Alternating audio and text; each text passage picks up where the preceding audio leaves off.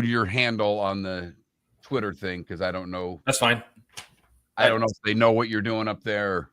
They don't, but I don't care. Right. But yeah, probably better. You're probably smart. You're probably right.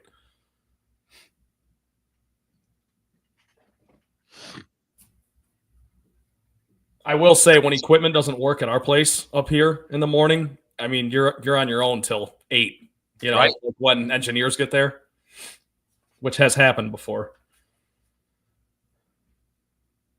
And I'm a chicken with my head cut off for like 2 hours.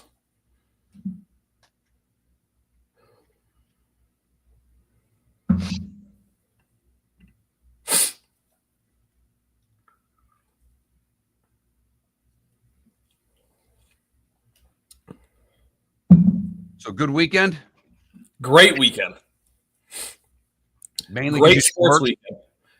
What's that? You didn't work this weekend. Is that why it was so great? No. I had to work Friday night a little bit, but, I had Michigan State on, and we know how that went, so that helped.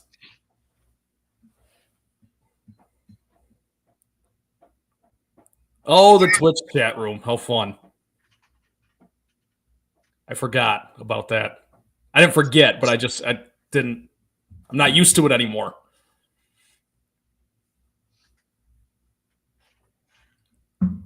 How's Marty doing? He is almost fully recovered. Okay. Yeah. He by next week he thinks he'll be fully recovered. Wow. Yeah. A couple weeks. Yeah, I didn't get my my 1099 from him, and I was kind of bothering him, and then I get a text back from his wife who was monitoring his phone going, he's doing quadruple bypass. I'm like, oh. Yeah. He had a bunch of complications going in too, I think. So that pushed the surgery out a little bit, and then from there it was a little bumpy, but he's doing all right. I really need this computer to work between now and 7 o'clock. Is that for yeah, sound? Or for I've got no sound. I don't even have that computer right now. What the hell?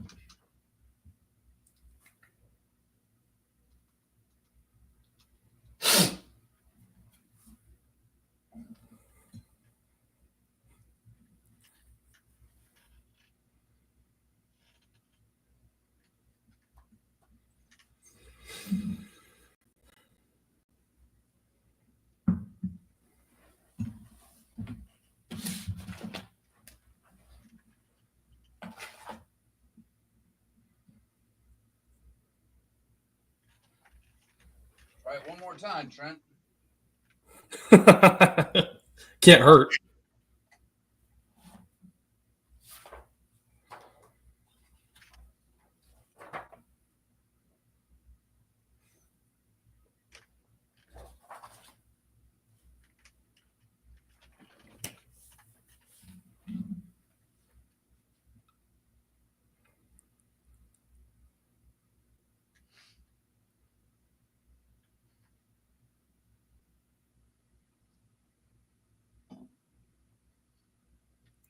So remind me, breaks are at 14. 14, 31, and 53.50. Perfect.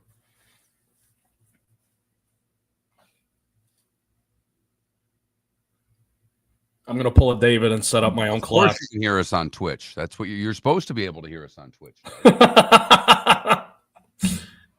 Yeah, thank God for that.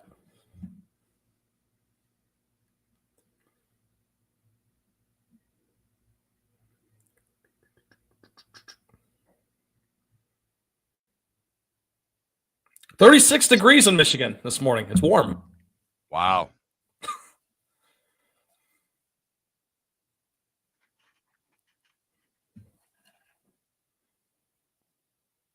Paula, you know me. It doesn't take much for me to believe in the new guys. They got the GM and the head coach right for the first time in my life. So, coordinators, they'll figure it out.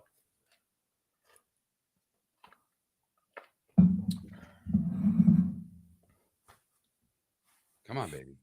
Don't spin. Get there. All right, here we go.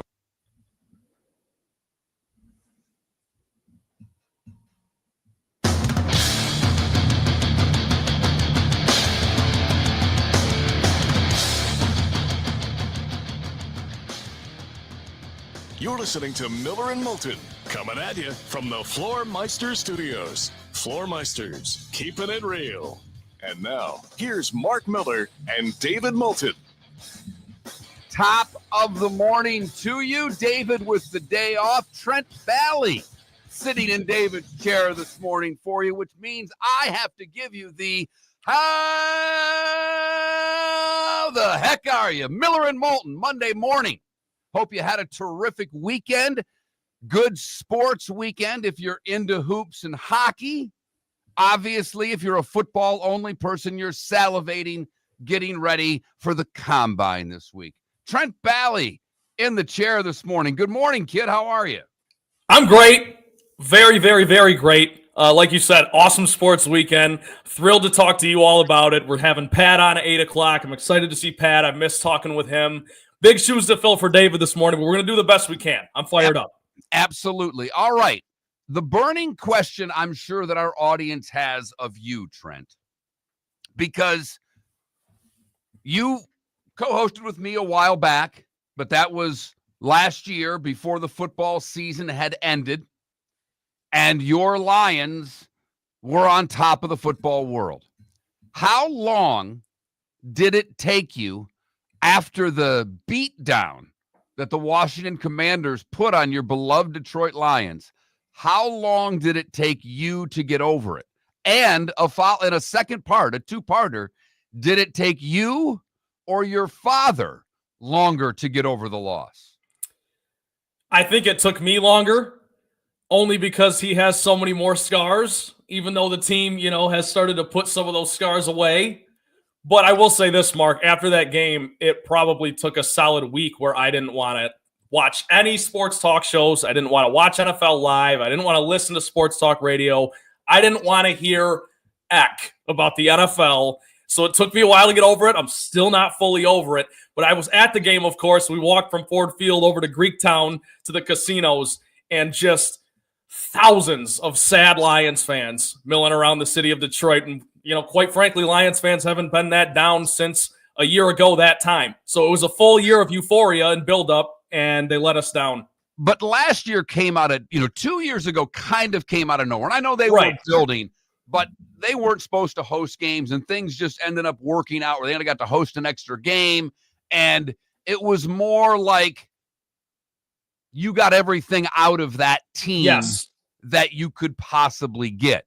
This year was actually a disappointment. This year, I don't know a Lions fan that didn't think, despite all the injuries, that they were going to still at least get to the NFC Championship game. So it was a different type of feeling, and I know that feeling. We've all seen it from our team when fans are just simply walking around numb as to what just happened to them. Did you have a rooting interest then in the Super Bowl, or did you just watch because as an American you're obligated to watch that game? This is something David said a couple weeks ago. Everyone can say they don't care who wins, but, and you can believe that. You can truly believe you don't care who wins until the game kicks off, and then you find yourself, whether it's 51-49% split, you're leaning one way or another. And I found myself leaning towards Philly on game day. But, of course, leading up to that game, I didn't want anyone from the NFC to win because I'm like, none of these guys are better than my team. And, of course, we know what happened. The Eagles' O-line probably proved it was the best in football. And Saquon, not a great game, but the Eagles just proved why they're the best team in football. So credit to them, hats off. But, Mark, you're right. Just the first time with real expectations for a while. And the Lions had that excuse of the injuries, but the difference was it didn't hurt them. Like, they were 15-2. It wasn't biting them in the butt until the worst possible moment. So I found myself rooting for the Eagles, but very reluctantly. Well, the league, you all have basically talked about your conspiracy theories for the Chiefs. And I read something this morning before the show that would add a lot of validity to those of you that think the NFL is favoring the Chiefs, because it's rigged. Favoring, I'll say. I don't like to say rigged. But the Taylor Swift factor, and I know all of you hate her and don't like her, whatever. I get it. The NFL, between the impressions that she brought in, the new female fans, and all of the money, the NFL basically did a study was done saying she created $1 billion in exposure for the league by herself. $1 billion. So if those of you out there that think the league is quietly pulling for the Chiefs, there's a billion reasons why. Billion. And by the way, Mark, I don't doubt that for 1 second. That's totally believable to me. She's the biggest musician in the world right now. And has been, for the last 5 years. Your daughter's a big fan. And yes, people can talk about how sick they are of the whole narrative. I'm there too. But at the end of the day, they put her up, twice during the Super Bowl? Yeah. For maybe 5 seconds. It would have helped if her boyfriend would have caught a pass. Yeah, or blocked even. He didn't even block well in the game. So, of course, we know the Chiefs have put the soft deadline on Travis Kelce's decision mid-March. He's got to let him know what he's doing. He's going to go join Jason in retirement, or if he's coming back for one more ride with Patrick. Well, it's they have to cut him, or because that contract we've talked about it a couple times, and we've brought it up with Pat, but they don't really have a choice because of what his cap hit is this year and what he provides. I think his cap hit's right around $19 million. So what he provides to them from a value standpoint off of what they're paying him, it's not close. So yeah, and it's a fascinating situation from that standpoint because you're right, and he's also on the Mount Rushmore in your franchise history. So how do you do that? I mean, that's when it ultimately has to be a business and not family and friends. But it's almost unprecedented what they're going to have to do, Mark. You're exactly right. Because his production isn't there anymore. It's not near that level, right? Not the catches are there. The yards per catch are way down. The touchdowns are down. And the last couple of years, he was able to come up big in the playoffs, and he did in that first game in the postseason, but he didn't against Buffalo, and he didn't against the Eagles. He was taken out of those games pretty much completely. So that's a decision that we'll keep our eye on as free agency, the combine this week. Pat Kirwan, as Trent mentioned, will join us today on the show. I have to you're not there yet, Trent, because first off, you'll never be there because you're a healthy, skinny human being. Your dad's skinny. You're never going to have to worry about what I'm presenting. But I've got to go to the doctor today right after the show. Annual visit. It's my cardiologist. I had a surgery many years ago in which they noticed like a down tick in my EKG, and they freaked out. So I went to a cardiologist. Everything's fine. Nothing to worry about. But once you start going to a doctor, they're going to bring you back every year because they want to get paid. And so today's my annual visit, and I have been on a health kick since about mid-December. I had a couple of numbers that the doctor didn't like from a standpoint that the fat kid had to lose some weight. So I have been getting after it on a daily basis. I've dropped a bunch of weight. I've been starving myself to lose weight. I'm eating a lot healthier and all those things that I just despise because I want a cheeseburger so bad it's not even funny right now. But I don't know, and I know Trent doesn't, and I doubt David does because he doesn't care anymore. But I feel like I've got a little bit of a woman in me because I wanted to make sure, it's raining today in Southwest Florida. It's going to rain all day long, and I knew that.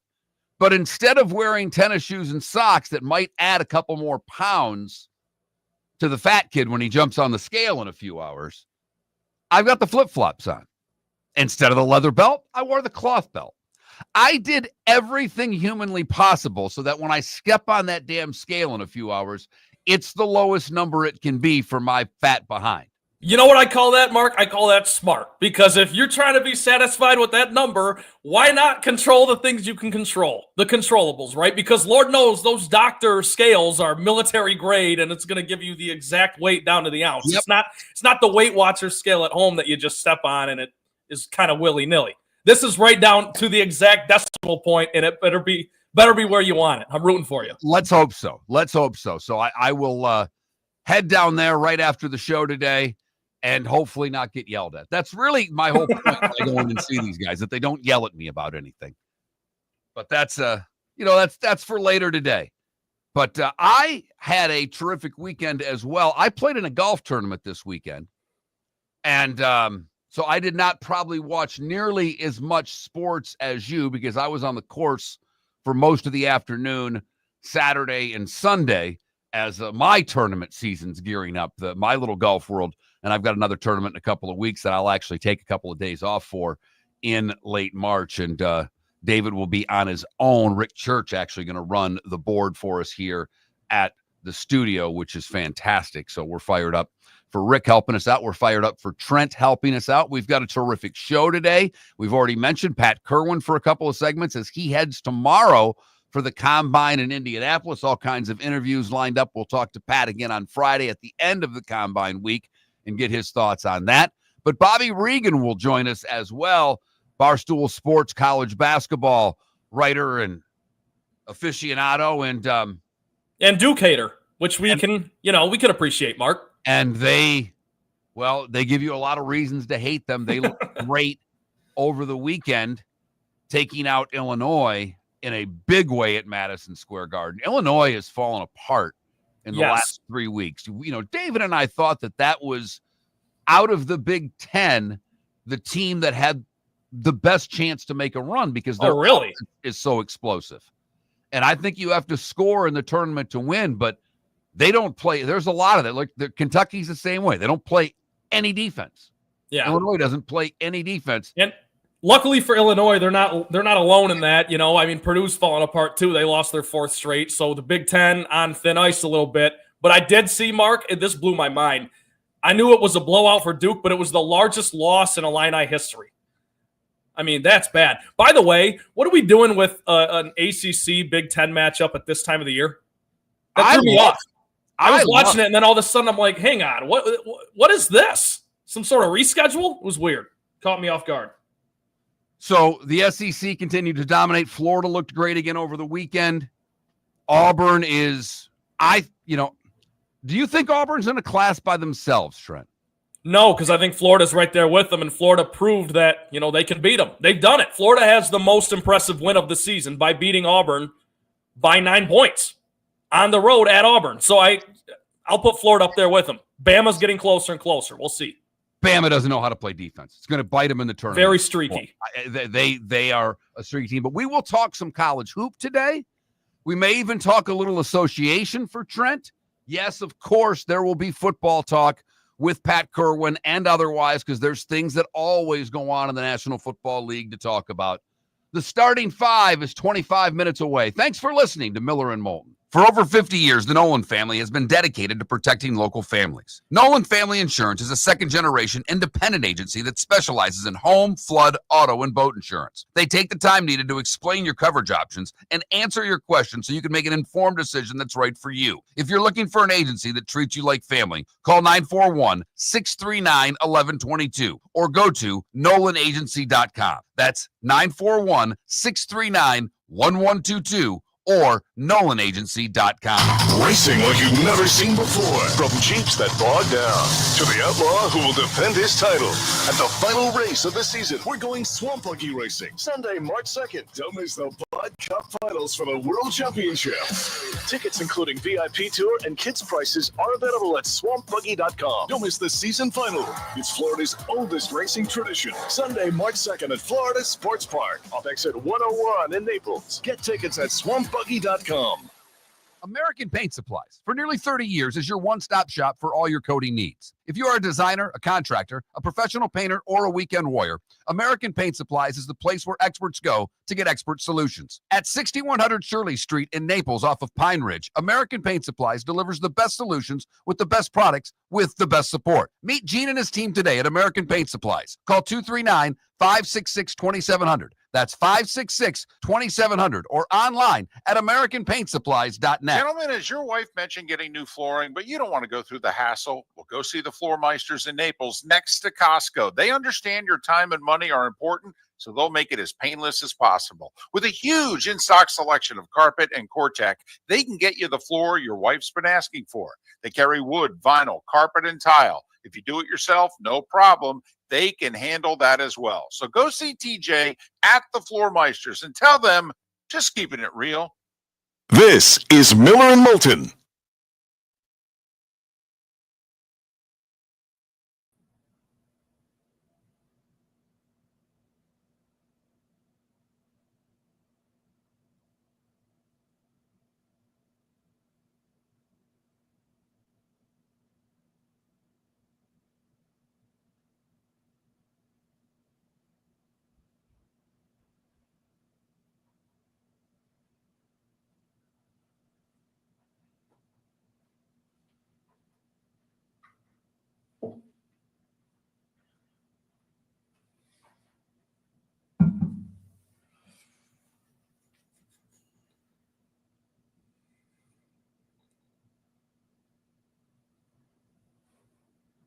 Yeah, Paula, Pistons on a roll.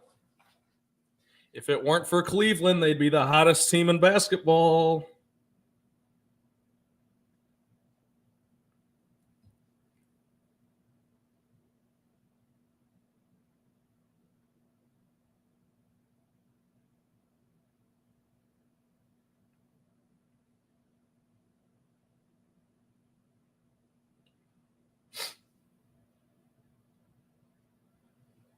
Mark, did you get to watch Friday night?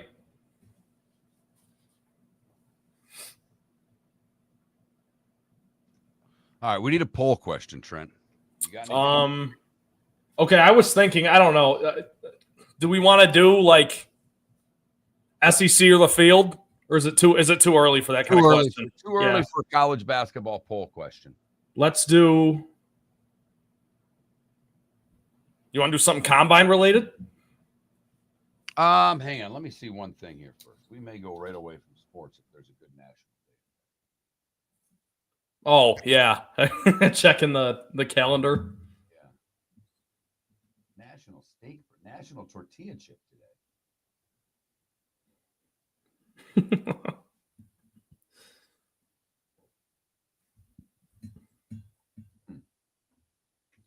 Nothing really there.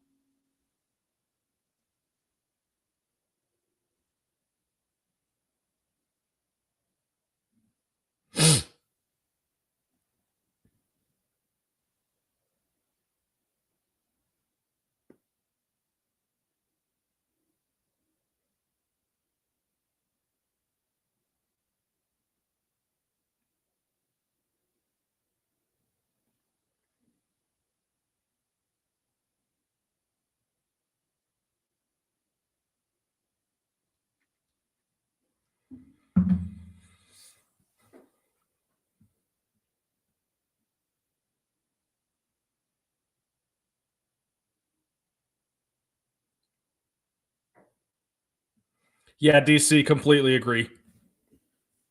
I mean, for as much as everyone wanted to blame the depleted defense with injuries and everything, you beat better teams, in my opinion, than Washington with the injuries. You know, beat Minnesota. Goff blanked the bed. Yeah, he did. But specifically about the Gibbs thing, I totally agree. Drove me nuts. You want to start Montgomery for the sake of, I don't know, respect, whatever. Sure. Give him one carry, get Gibbs out there. Stupid.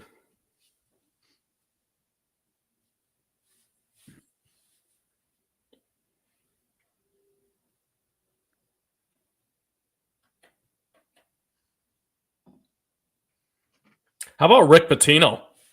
How about the Johnnies? It's awesome. I'm here for it.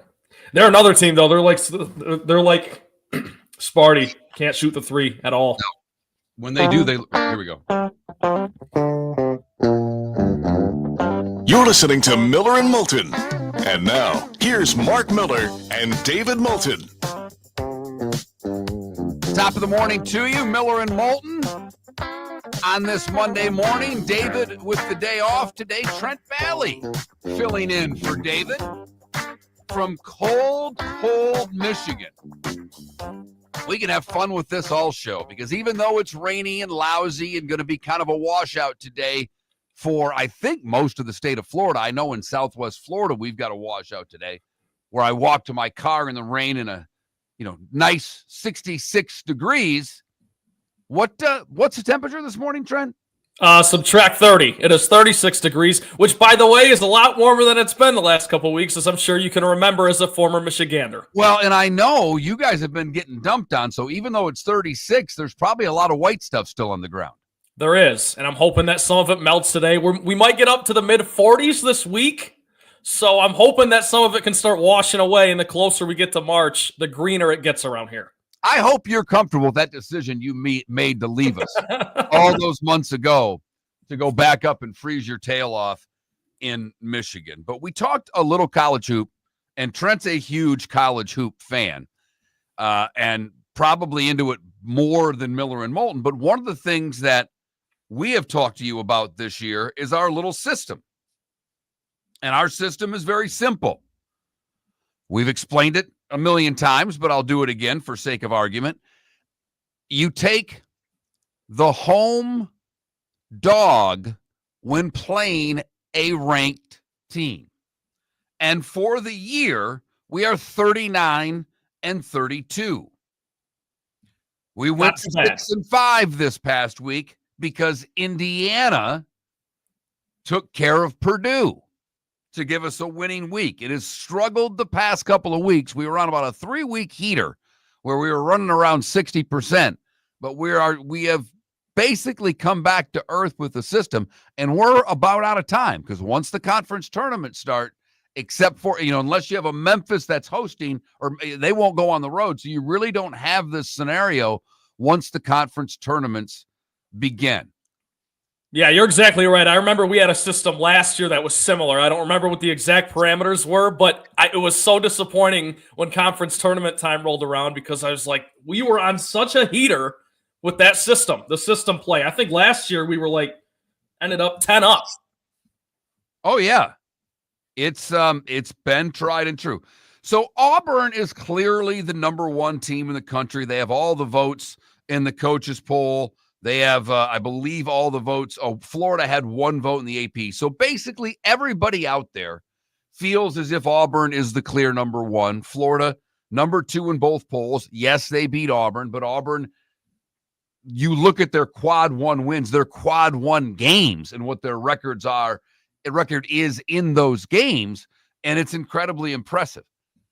I'm curious, when you look at Duke, Houston, Iowa State, the Johnnies, and maybe Texas Tech to a lesser extent, but those are the teams that are in the top 10 that aren't SEC teams. Right. Do you think, which of those teams do you think has the best ability to win a natty?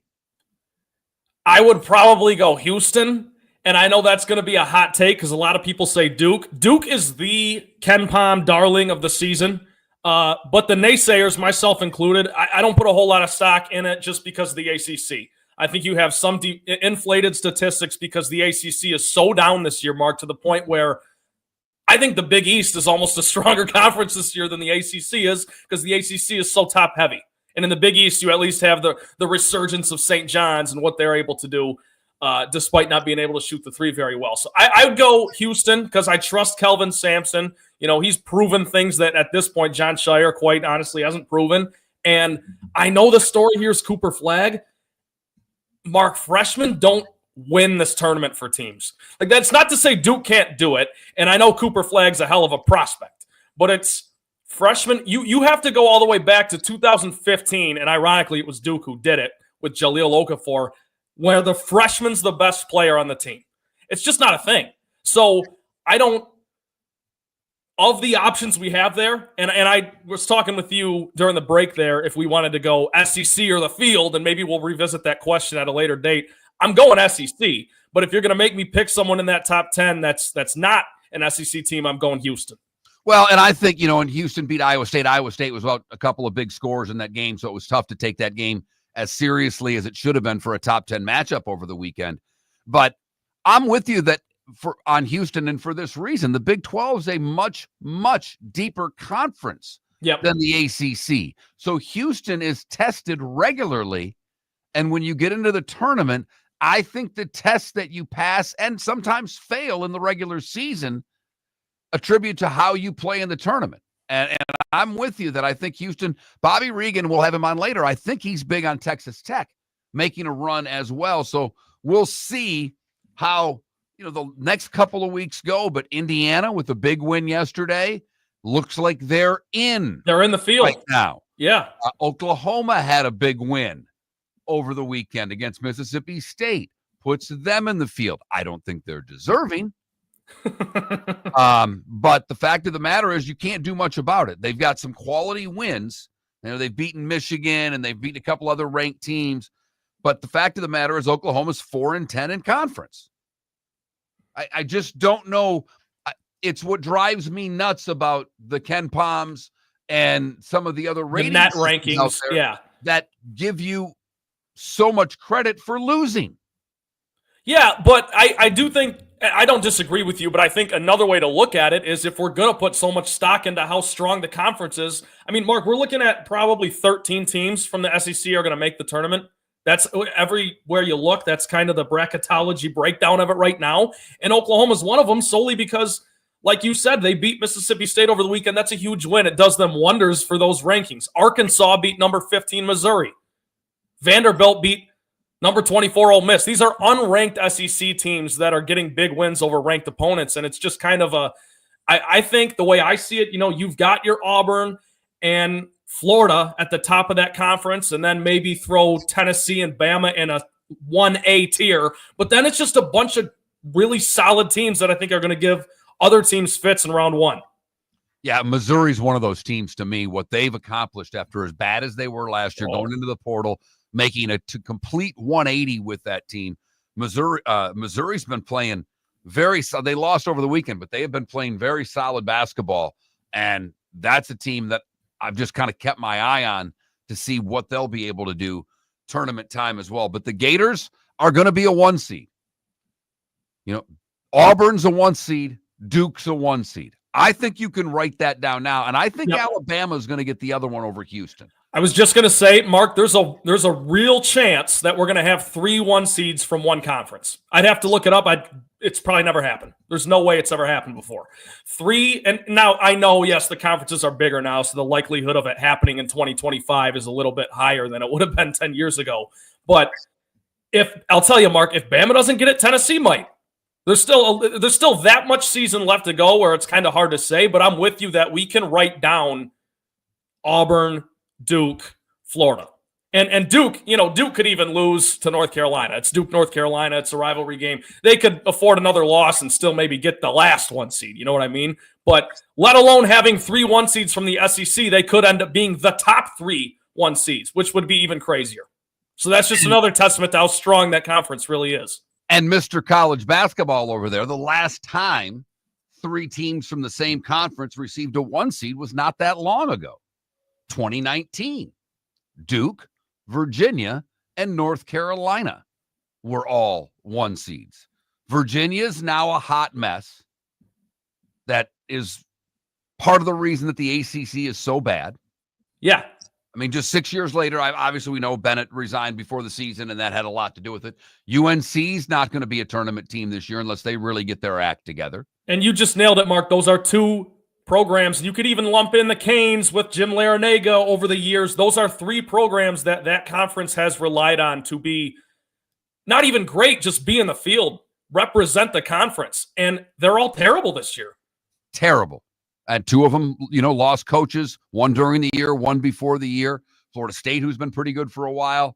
Leonard Hamilton's resigning. So the ACC, from a coaching standpoint, you add Syracuse into the mix. They are not what they were. The starting 5 is next. Bobby Reagan in the 7 o'clock hour. Pat Kirwan at 8 a.m. Defining a new era in men's health. Get stronger and healthier at Game Day Men's Health. With our in-house laboratory, get in, get treated, and get back to your passion and purpose. Call 239-427-3441 for our Bonita Springs or Naples location to set up your free testosterone test and consultation. Mention Miller Moulton Radio Show for a 10% discount on your service. Start living your best with Game Day Men's Health, Bonita Springs and Naples. Call 239-427-3441 today. You have a sleep problem but don't want to wear a CPAP mask? This is Mark Miller for Sleep Treatment Direct. The mask wasn't working for me, and I didn't think I had an alternative. I do. We all do. They have such simple alternatives with greater success than the mask. visit sleeptreatmentdirect.com. That's sleeptreatmentdirect.com. And if you are like me and your CPAP machine isn't working for you, it's time for a change. Call 239-444-1741. That's 239-444-1741. Sleep Treatment Direct. Sleep safe and sound. Wine glasses never fall over until you get a brand new rug. Oh, no! Ketchup bottles act normal till you're wearing a new shirt. Oh, you kidding me? And rocks slide peacefully on the road till the day you get a brand new windshield. Then they fly up off the road and attack without mercy. That's why new windshields from Glass Doctor come with our windshield protection plan. Unlimited repairs and one replacement for 12 months. Don't just fix it, protect it. Glass Doctor. A neighborly company. Gentlemen, as your wife mentioned getting new flooring, but you don't want to go through the hassle, well, go see the Floor Meisters in Naples next to Costco. They understand your time and money are important, so they'll make it as painless as possible. With a huge in-stock selection of carpet and Cortec, they can get you the floor your wife's been asking for. They carry wood, vinyl, carpet, and tile. If you do it yourself, no problem. They can handle that as well. So go see TJ at the Floor Meisters and tell them, just keeping it real. This is Miller and Moulton.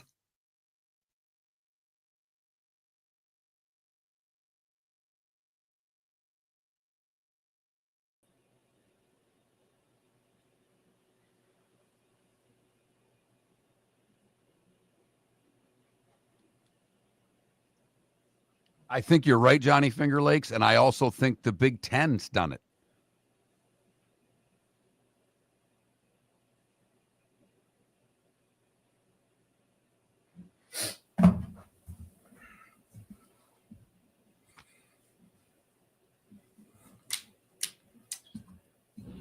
My brother texted me because he could hear me in the other room. He said it also happened 2009. Louisville, UConn, and Pitt in the Big East were all one seeds. Okay. I think it happened in the Big Ten once. Moral of the story, it is a lot more common than I thought. Yep. But still, I mean, the SEC is just a wagon this year.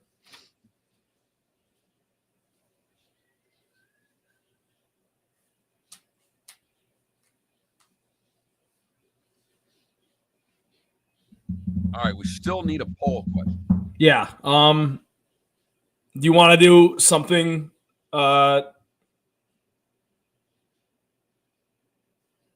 mean, if it's not, I'm sure you guys did stuff about Four Nations, right? That's too late now. Yep.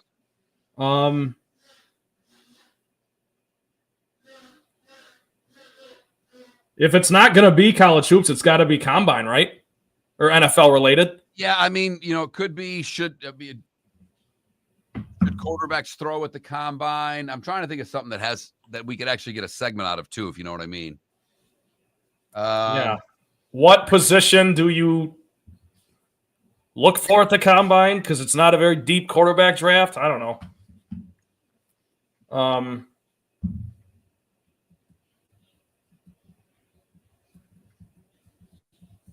Do you just want to simply do you watch the NFL combine? Yes or no?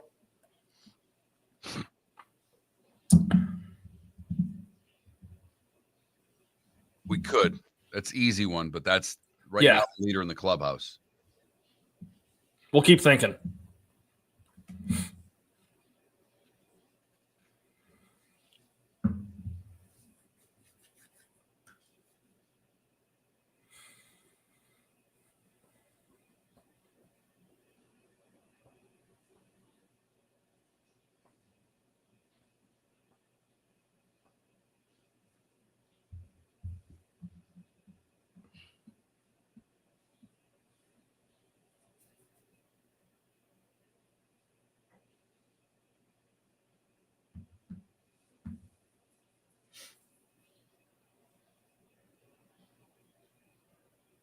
Did you see Mike Woodson was evidently sitting in the Bob Knight chair?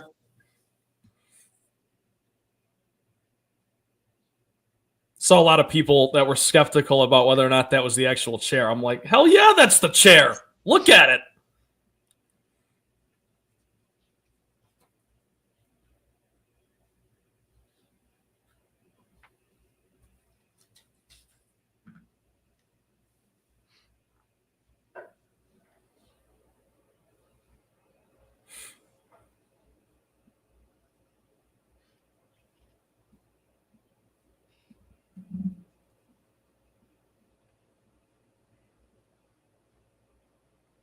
It's not bad, okay, music. Yeah, I mean, if you're good with the college basketball question, I think that's a good one. I just didn't know if you wanted to go that route.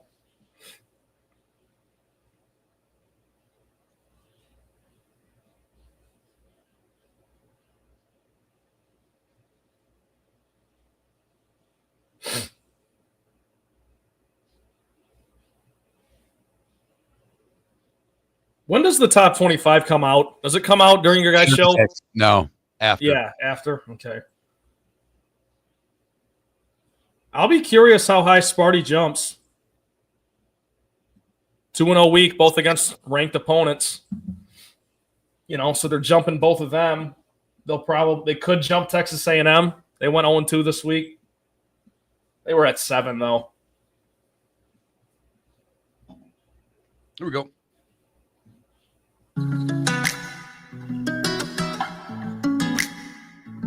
Welcome back to Miller and Moulton. Text the guys what's in your mind at 21,000. That's 21000. And now, here's David Moulton. Well, that was a lie. David, our voice guy lied to you. Trent Bally filling in for David today. He'll be back tomorrow. So will David Sampson.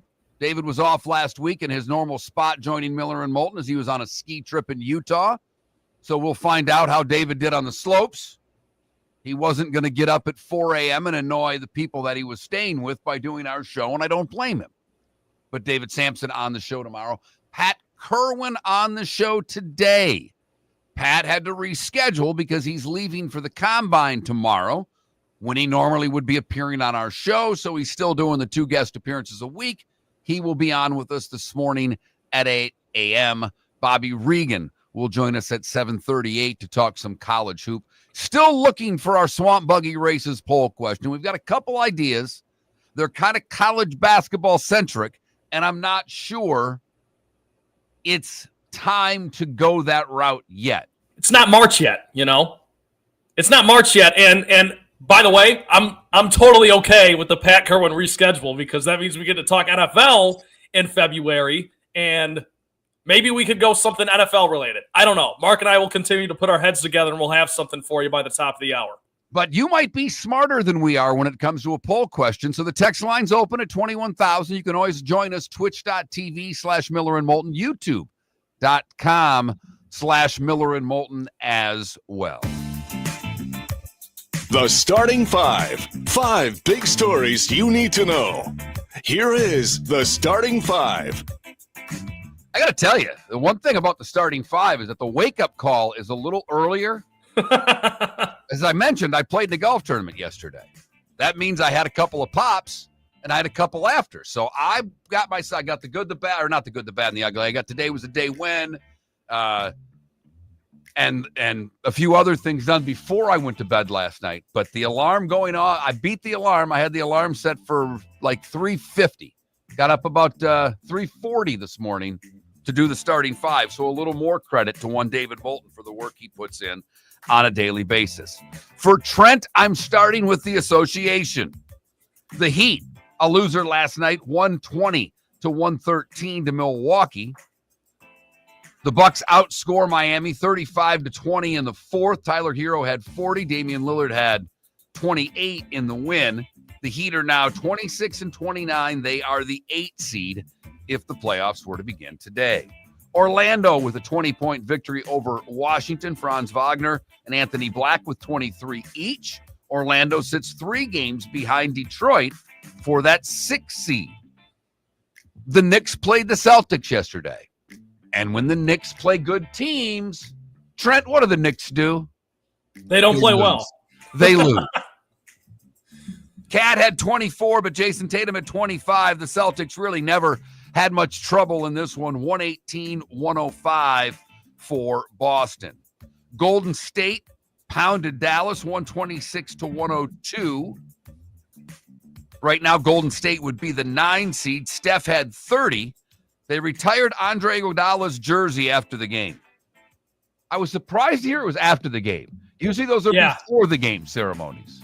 But the 2015 NBA Finals MVP, Andre Iguodala, they gave it to him because, as the story goes, he played excellent defense on LeBron James in that series, and I will let you all go look up what LeBron's averages were.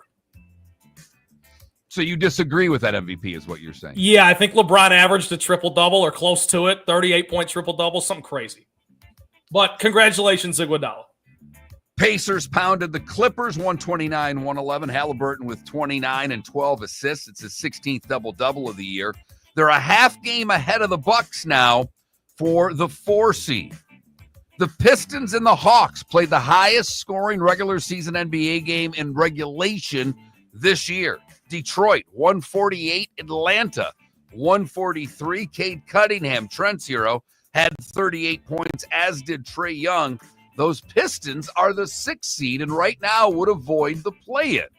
38 points for Cunningham and Young each, except Cunningham did it on 3 free throws. Trae Young got 15. And for Detroit, Mark, just quickly, though, 148 points is the most they've scored in regulation since 1984. The Pistons are back, Those baby. were the days, 1984, they were playing in the Silver Dome, Trent. Used to go to games regularly. Get the nosebleed seats during the week, pay the usher to get great seats. Did it all the time when I was in my, teens. Had a neighbor that would take us to the game. Raptors beat the Suns 127-109 in a game with 2 teams that we don't really care about. The Suns are a game and a half behind Sacramento for the final playoff spot. Pelicans beat the Spurs. Zion had 22. The Cavs beat the Grizzlies 129-123. Donovan Mitchell with 33, Mobley with 25 and 13 rebounds. 47-10 are the Cavs on the season. The Grizz with the loss are now tied with Denver for the 2 seed in the West. And it was the Thunder beating the T-Wolves 130-123. SGA 37 points. Anthony Edwards 29 in the loss. The T-Wolves are the 7th seed, having to get in that play-in game. The Thunder 46-10 on the season. Mark, if I had to ask you real quick, Cavs in the East, Thunder in the West. Both teams only have 10 losses right now. Who do you trust more? They're both kind of unproven with these nuclei. The Thunder, because I don't think anybody in the East can beat Boston. I agree. I don't. When Boston just played the Cavs last week, and it's like, all right, you guys want to play now because we're going to beat you. Then they play the Knicks, and they do the same thing. When Boston's got to turn it on for the good teams, Boston's just better. And with all due respect to Donovan Mitchell and what he's doing in Cleveland, SGA, top 5 player in the league right now. He's taking the league by storm. Good for him. And I don't watch a ton of OKC. That's my favorite player in the league for this reason. He plays every damn night, and he plays hard. He that does. whole team is young. They play every night. We talk about the Knicks and how hard Thibodeau runs his players, and it's fun to watch the Knicks because they play really hard. Oklahoma City's better, and they play every bit as hard as the Knicks. They're just, you don't get to see them nearly as much unless you get the package. College hoop from yesterday, St. John's used a 50-point first half to pound UConn 89-75. The Johnnies will move up from that 10 spot in the nation. 13th ranked Purdue on the road at Indiana. Indiana wins 73-58. The Hoosiers with the big win. It puts them as one of the last 4 in the tournament. Only 4th straight loss for Purdue also. That's kind of a big deal this time of year. Worst time of the year to have a 4-game slide. And Memphis, 22-ranked Memphis, a winner over FAU 84-65. The last 4 in right now, according to Shelby Mast, bracketwag.com, who's a regular on this show, and we'll start booking him a little more regularly now that it's this time of year. West Virginia, Indiana, Arkansas, Wake Forest. First 4 out, Ohio State, Georgia, Cincinnati, and UNC.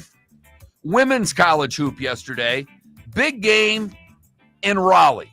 NC State, 2 overtimes. They take down number 1 Notre Dame 104-95. 4th-ranked USC beat Illinois by 10, and TCU whooped up, 10th-ranked TCU whipped up on Virginia by 21, 17th-ranked West Virginia.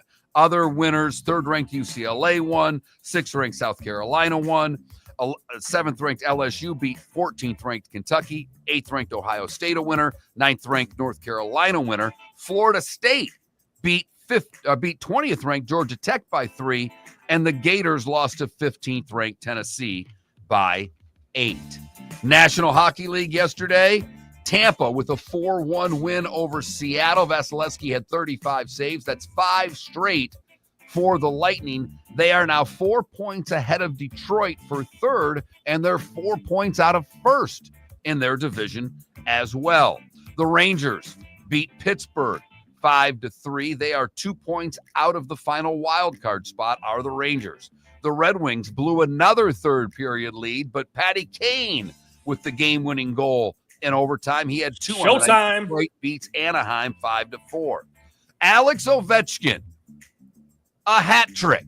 Goals 880, 881, and 882 as Washington smushes Edmonton 7-3. He is now 13 away from Gretzky for the all-time goal-scoring record. St. Louis beat Colorado 3-1. The Devils 5 spit over the Preds. Toronto beat Chicago 5-2. It was Dallas 4-3 over the Islanders. Calgary 3-2 over San Jose, and the Utah Hockey Club beat Vancouver 2-1. Major League Baseball. This is why no one should ever give spring training scores, and I'm doing it just to prove a point. The Rays beat the Braves 4-2. The Blue Jays beat the Red Sox, that is, 8-7. Since the Red Sox are in our backyard, I would bring that up. And the Tigers beat the Yankees because I think people care about the Yankees 4-0. But the game that's most important to bring up is the Marlins game. The Marlins and Mets tied 1-1. It's why spring training is something that we don't have to spend any time on, period. And that's that. Seattle agreed to a minor league deal with Trevor Gott. He missed 2024 with Tommy John surgery. NFL news. Shedeur Sanders will not throw at the combine. He is going to use the combine time to focus on interviews.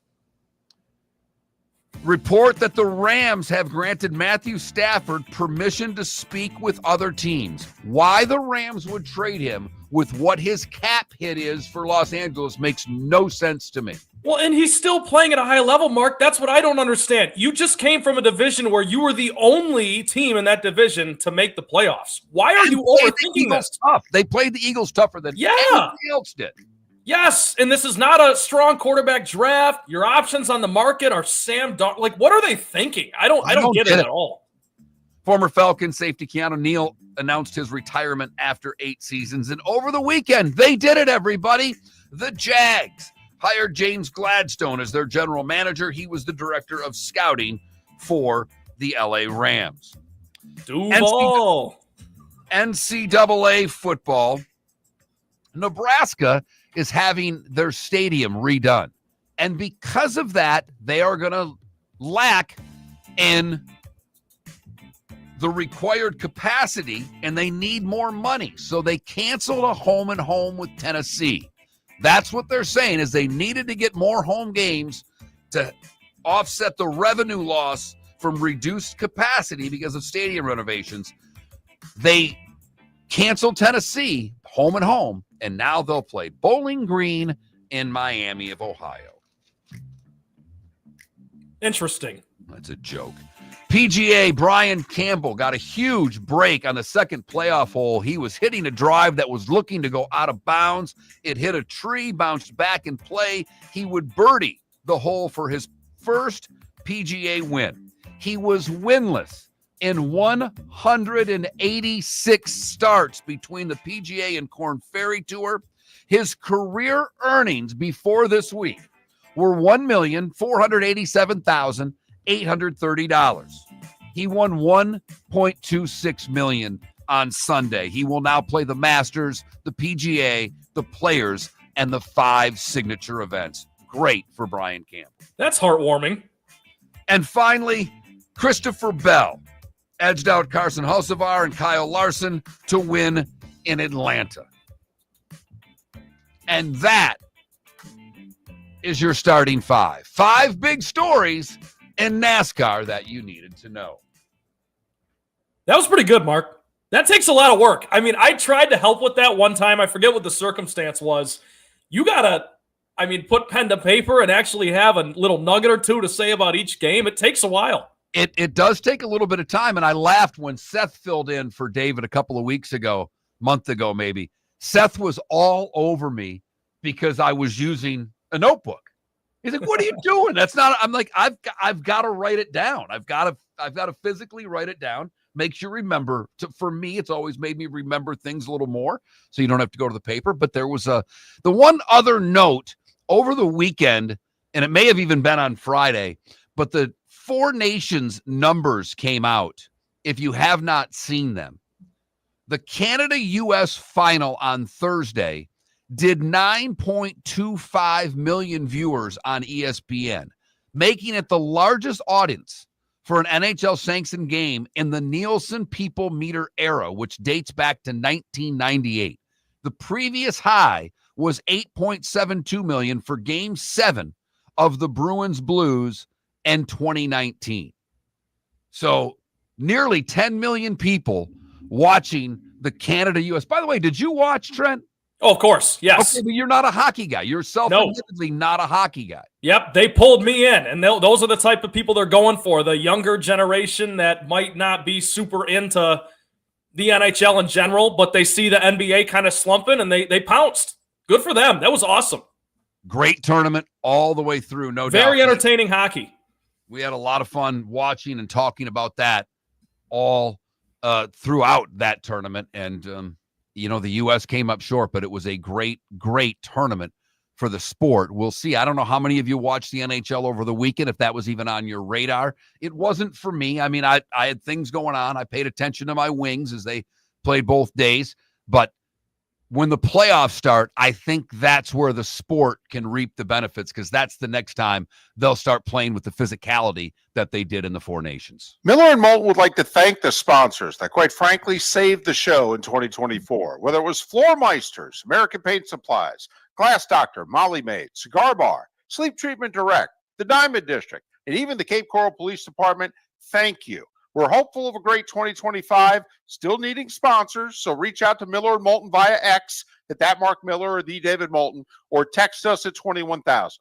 But Miller and Moulton says thank you to our sponsors and to you, our loyal listeners. American Paint Supplies, for nearly 30 years, is your one-stop shop for all your coating needs. If you are a designer, a contractor, a professional painter, or a weekend warrior, American Paint Supplies is the place where experts go to get expert solutions. At 6100 Shirley Street in Naples off of Pine Ridge, American Paint Supplies delivers the best solutions with the best products with the best support. Meet Gene and his team today at American Paint Supplies. Call 239-566-2700. That's 566-2700, or online at AmericanPaintSupplies.net.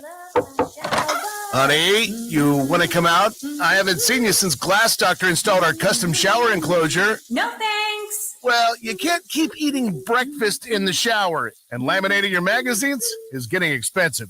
You remember we have guests coming over tonight, right? Oh, I'm sure they'd love to see the shower. It's our neighbors, and I highly doubt they want to be hanging out in our bathroom. The shower's so good, you'll never want to leave. Visit glassdoctor.com today and schedule an appointment online. Mark Miller for Molly Maid. Why Molly Maid, you ask? Trust. Moulton was a customer for 15 years. Affordability.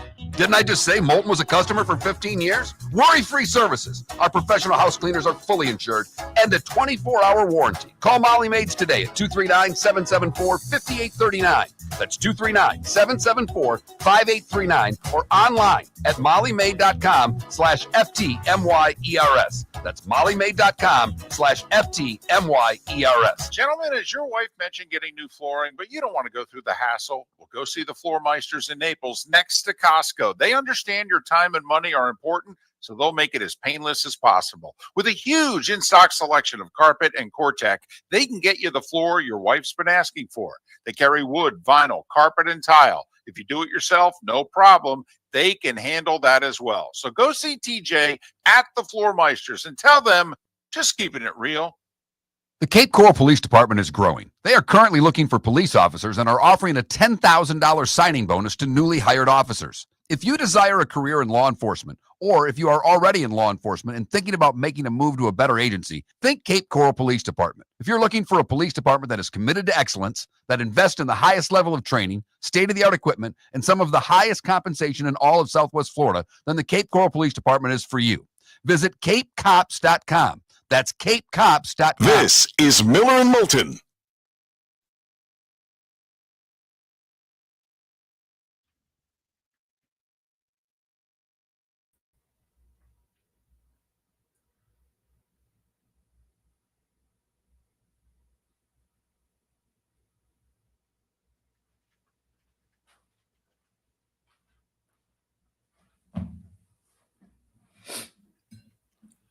Oh, this place. Is it The not working? logger's not working this morning, so I couldn't pull up the first hour to do the podcast. So now I'm gonna have to tape it on Adobe and do it manually, which is fine. But if I knew that coming in, Right. It just saves you some work.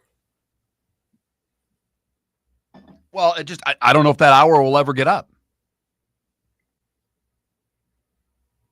Yeah, right.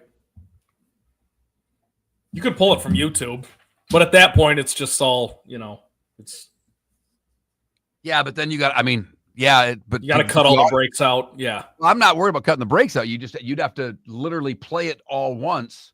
You have to sit there for an hour and play it and record it. Yeah. Yeah. Ridiculous.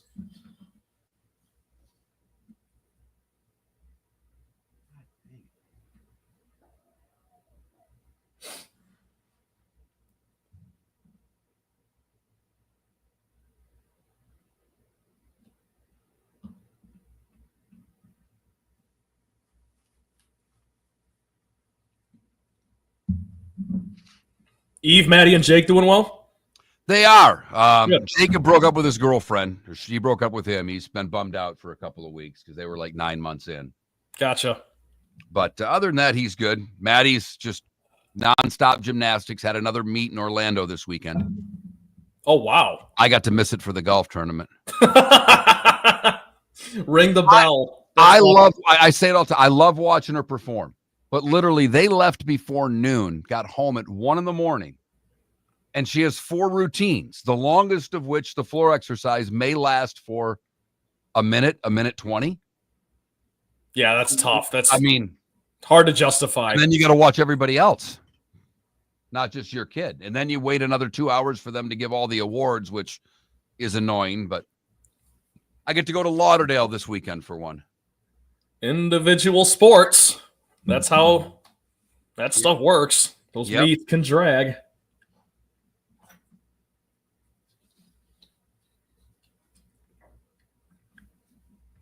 Talked to Felipe for a while yesterday. Did you? I was texting with him last week. He's doing well. Yeah, it sounds like it. I didn't ask. He and Soph still hot and heavy? Yep. I thought she just had a birthday and like last week, I think, and he posted all these pictures about it. So because I was actually starting to wonder that too. I was like, he's now been gone, for a while. So well, I think she went back to Orlando too. Yeah, but they must be making it work. Good.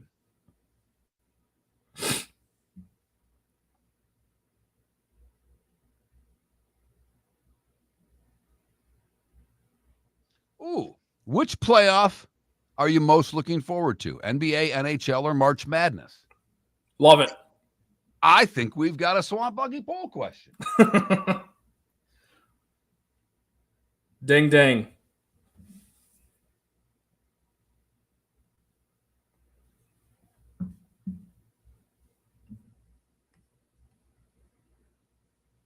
Ambient, yes, I saw that. Thank you for looking that up. Yeah. 36 points per game. Yeah.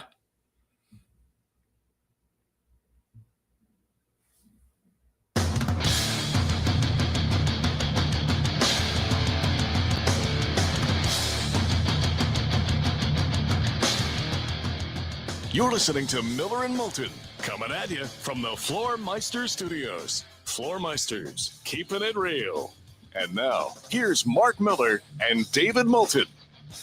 Well, kind of, sort of. It is Miller and Moulton. You are listening to the right show. Thanks for joining us here on a Monday morning. But Trent Bally sitting in for David today. He has the day off. He will return tomorrow. Pat Kirwan will join us on the show today. Bobby Reagan in about 35 minutes time to talk a little college hoop. David Sampson will join us in his regular spot tomorrow at 7 a.m. The text line is open at 21,000. If you want to chime in on anything, I threw it out there because we have admitted Miller and Moulton are bad at poll questions. You would think bringing the young, vibrant Trent Bally to the show that it might improve this show's poll question ability. What I have found in the first hour is it hasn't. I'm sorry to let you down in that department. I can think of 10 different ones about college hoops, but even I can admit it's not March yet. We can't really go there yet. And Trent and I, unlike David and I, Trent and I actually spoke last night. We did 15, 20 minutes of show prep. And one of the things I said is we've got to have a poll question. He could have used the family last night to, bounce some ideas off of them. But I will say one of the poll questions idea was who brings up the Lions first, Pat Kirwan or Trent? And I think it's Trent overwhelmingly when Trent tries to ask Pat what Detroit will have to give up for Myles Garrett. Bingo. That is the exact question that I will ask, and I'm hoping I hear an answer that I want to hear. Because, Mark, you and I have talked about that. The Lions should go absolutely all in. Even if they want 3 first-rounders, close your eyes and do it. But I digress. We'll talk to Pat at 8 o'clock. Can't wait. So Pat coming up, we'll talk a little NFL with him. All right. I do like one of our listeners who came up with an idea for a poll question. Which playoff, and he had, he says, which playoff is most exciting or you're most looking forward to? I'm going with which playoff are you most looking forward to? The NBA, the NHL, or March Madness? I'm thinking what's going to win this, knowing your audience. I think the NHL is going to win this. I think March Madness might be close just because of how good the SEC is this year. We know the NBA will finish it last, but sometimes with these poll questions, you're just kind of looking for what the margin of victory is. I'm curious to see how many of your listeners are actually most excited for the NBA. I know it's not going to be many, but I want to see what that number is. Well, I'm interested in this one too, because the NBA is not going to, it won't get 10% of the vote, but I wanted to put it on there just because I may forward this to our other old producer, Felipe, to get him really angry because of his love of the NBA. It's the Ross Perot of the poll question. But I'm torn. I am. I love the NHL playoffs. But March Madness is the most special tournament that there is. Because especially those first 4 days, Mark, especially that first weekend. I mean, for me, you guys know I'm a huge college hoops guy. Like those 4 days from Thursday to Sunday is incredible. I mean, the tournament at large is incredible. I think, 60,000 foot view, I think it'd be easy to pick the NHL and probably rightfully so. But Mark, I'm with you. It's kind of tough to pick. And the one thing about the NHL playoffs, to me, similar to March Madness, their first 4 days are incredible. The first 2 rounds of the NHL playoffs, to me, have that type of excitement. What I've always said about the NHL playoffs, and they deliver all the way to the Stanley Cup final. Yep. But what happens, because these guys, and we just watched it in the Four Nations, guys couldn't finish a 6-game tournament for crying out loud because of the way they play. When you're trying to play 4 7-game series, the attrition rate of the players and what's left by the time you get to the Stanley Cup final sometimes is not as good to me as the first 2 rounds. Whereas March Madness, after the first 4 days, no matter how great they are, the tournament can still peak. And I've always said, get some upsets in the first round, get some close games in the second round, and by the time I get to the second weekend, give me the Blue Bloods. I want to see the best teams playing each other. And it can depend on what kind of fan you are. I think that's a great point you just brought up, because the whole NHL, the 7-game series setup almost guarantees you that you're going to get the 2 best teams, unless there's a huge catastrophic injury. But like you just said, in hockey, it's warfare, and those guys are playing with broken everything, and you're most likely going to get the 2 best teams. In March Madness, you're not guaranteed that. We know. I mean, what was it, the Final Four 3 years ago that had FAU and San Diego State and Miami and UConn. Even UConn, who ended up being a wagon. I mean, they were a 4 seed that year, so it's not chalk. You don't always get chalk with March Madness, and a lot of times with the NHL, you get the 2 best teams, even if it's not the 1 seeds. So go to that Mark Miller, Miller_Moulton. I might even get Trent to retweet this question at some point on X, but no the David Moulton, because he's not with us today, to retweet the question. Which playoff/tournament are you most looking forward to? The NBA, the NHL, or March Madness? That is our poll question today. I've not answered it yet. I am staring it down, and I know everybody thinks it's an automatic for me because I'm a hockey guy, but March Madness is just fantastic. On that note, Trent, we could be watching the final tournament with 68 teams. Greg Sankey is hell-bent for leather to get more teams in this tournament, whether it's 72, whether it's 76, whatever the case may be. It looks as if that play-in series in Dayton is going to get larger. I'm guessing you, like most people, are against that. Yeah, I am about as anti-expand the tournament as you can get. But like you said, Mark, Sankey seems hell-bent on it. And clearly to him, this might sound obvious to people, quantity is more important than quality to him right now. At least that's the way that things are trending. And you're right. Unfortunately, I think we're about to watch the last tournament with 68 teams. I don't really know what expanding the field does. I mean, especially this season. I think it's kind of ironic that the bubble is a disaster this year. And, you know, in years past, like last year, Mark, remember when Indiana State didn't make it because they didn't win their conference tournament, but they were great all year. They were ranked at one point in the top 25, and they can't put two teams in from that conference. So I get it. Like last year would have been a year where you're okay with it. This year, it just feels like you're just piling on for no reason. If it ain't broke, don't fix it. That's how I see it. Well, Trent, I think you just made the point, by the way, because no matter what they do with this tournament, when they expand it, they are not expanding it for Indiana State. They are not expanding it so that another AAC team can get in.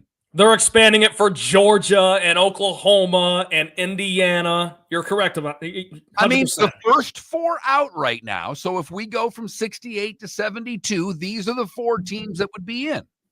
Ohio State, Georgia, Cincinnati, and North Carolina. And I understand the Tar Heels are a blue blood, and there are a lot of people that would like them in the tournament because of the name brand. Yep. And so that is a bit of an exception this year. But from a standpoint of wins and losses, they're god awful. And that's what I mean when I say the bubble's atrocious. I'm not talking about the brands there, but at the end of the day, Mark, you're exactly right. That's what matters to Sankey. That's why you want to go for quantity over quality, and you're going to try to get all the recognizable logos in the TV graphic that you can possibly get. Those teams are not good enough to compete for a national championship. And I know not all the 68 teams that make it now are either. But when you're talking about the Power 5 or now Power 4 schools that you're going to make this exception to the rule for, I think it's a joke. There's not 15 SEC teams that can win this all. No. And look at these are some, with UNC, it's a brand. The rest of them are brands, Ohio State and Georgia are brands in football. Cincinnati's a Big 12 school that's not really a brand in anything. There was a time that they were a hell of a basketball program. And they have a little bit of moxie in that part of the world with their basketball program. But no one is going to get up on the day after Selection Sunday and go, oh my God, the University of Georgia didn't make the tournament. How will I ever be able to watch? Yeah, you're exactly right about that. And I mean, it's a case-by-case basis, too, because you can look at a team like Arkansas that I think is like firmly in right now, but if they stumble down the stretch here, that's a team that would be teetering on. I mean, they got 16 wins right now. You figure they got to get to 19 to make the tournament, 4 or 5 games left. So that's a team that they'd probably throw in because it's Coach Cal and it's a draw. But it's always been that way, Mark, and I guess that's my point. It doesn't matter where you draw that line. There's always going to be people up in arms about certain teams not making it when that cutoff line is. But Ohio State, they are 15-13. They're 3 games below 500 in the Big Ten. The Big Ten, which is good, deep, but certainly not the SEC when it comes to how top heavy. You when you're playing, and they're Michigan State and Michigan and Purdue are nice basketball teams. Wisconsin, Maryland, yeah, they've got a handful of nice teams. But like you just said, Mark, when you look at it just on paper, it's looking like SEC is going to have 13 teams get in, Big Ten 10, maybe 11. So the SEC's got the leg up there. But that's 24 teams out of the field between two conferences. Right. So when they expand this, do you really believe they're going to expand it so more non-Power 4 teams get in or more Power 4 teams get in? Trust me, Sankey wouldn't be doing all the yelling and screaming that he's doing. Not really yelling and screaming, but he wouldn't be carrying this torch as far as he is if he thought it was to get more Indiana States in the tournament. And that's what's disappointing about it, because schools in, more Big Ten schools in. And if that was the draw, Mark, if that was the idea, was to get in teams from the Horizon League and the MAC and stuff like that, then I'd be all for it. But it's just not. You're diluting the pool for no reason. When have we ever had it? I mean, even the first four sometimes is just ridiculous. Why do we have that? Well, we really don't watch it compared to that Thursday through Sunday. It's proven every single year. Yes. Low ratings.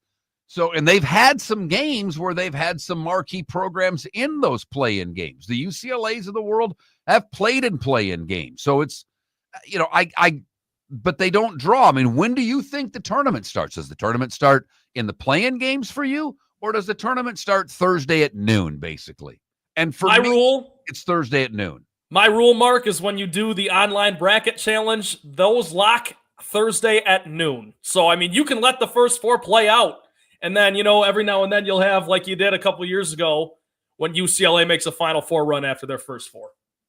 Miller and Moulton, when we come back, college football over-unders? The Cape Coral Police Department is growing. They are currently looking for police officers and are offering a $10,000 signing bonus to newly hired officers. If you desire a career in law enforcement, or if you are already in law enforcement and thinking about making a move to a better agency, think Cape Coral Police Department. If you're looking for a police department that is committed to excellence, that invests in the highest level of training, state-of-the-art equipment, and some of the highest compensation in all of Southwest Florida, then the Cape Coral Police Department is for you. Visit capecops.com. That's capecops.com. Gentlemen, as your wife mentioned getting new flooring, but you don't want to go through the hassle, well, go see the Floor Meisters in Naples next to Costco. They understand your time and money are important, so they'll make it as painless as possible. With a huge in-stock selection of carpet and Cortec, they can get you the floor your wife's been asking for. They carry wood, vinyl, carpet, and tile. If you do it yourself, no problem. They can handle that as well. So go see TJ at the Floor Meisters and tell them, just keeping it real. American Paint Supplies, for nearly 30 years, is your one-stop shop for all your coating needs. If you are a designer, a contractor, a professional painter, or a weekend warrior, American Paint Supplies is the place where experts go to get expert solutions. At 6100 Shirley Street in Naples off of Pine Ridge, American Paint Supplies delivers the best solutions with the best products with the best support. Meet Gene and his team today at American Paint Supplies. Call 239-566-2700. That's 566-2700 or online at AmericanPaintSupplies.net. Mark Miller for Molly Maid. Why Molly Maid, you ask? Trust. Moulton was a customer for 15 years. Affordability. Didn't I just say Moulton was a customer for 15 years? Worry-free services. Our professional house cleaners are fully insured and a 24-hour warranty. Call Molly Maids today at 239-774-5839. That's 239-774-5839 or online at mollymaid.com/FTMYERS. That's mollymaid.com/FTMYERS. This is Miller and Moulton.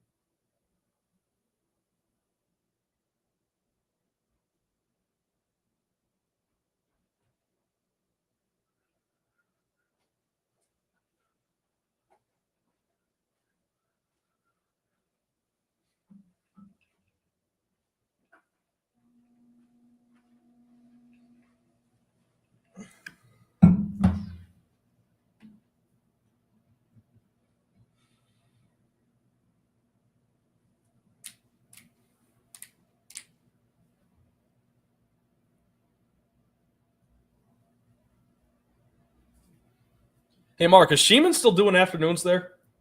Mm-hmm. Okay.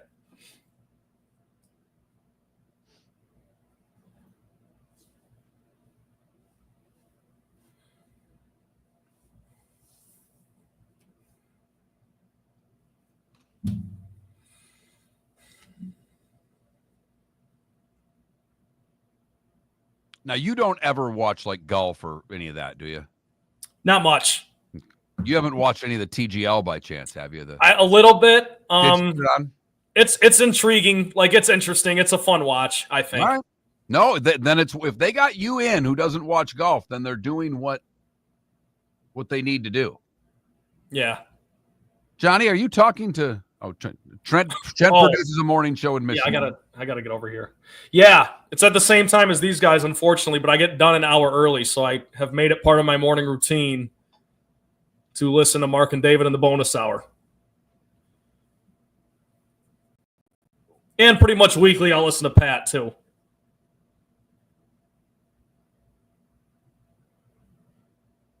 Sometimes more. It all just depends on if I got drives,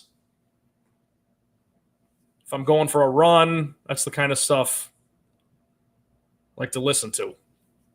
Going for a run? Yeah. Yesterday, I got the treadmill down because I didn't want to run outside. I hate having to set the speed on the treadmill because I have no gauge for how fast I want to go. You know what I mean? I'm so indecisive with it. It's like, it tops out at 10. I'm not saying I'm Usain Bolt over here, but there are times where you really just want to go, and you like finish strong or something like that. Maybe when I was your age, maybe. now my treadmill time is spent at a 6.5% incline.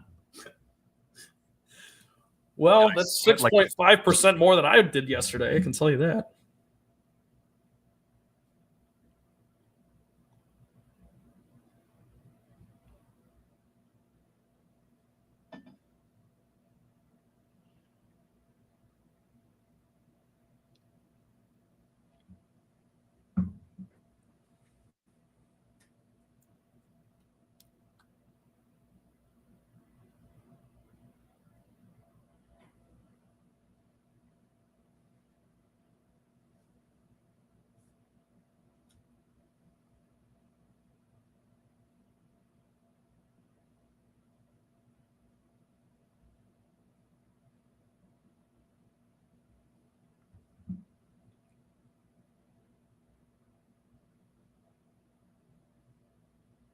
I am surprised that poll question's even a question for you.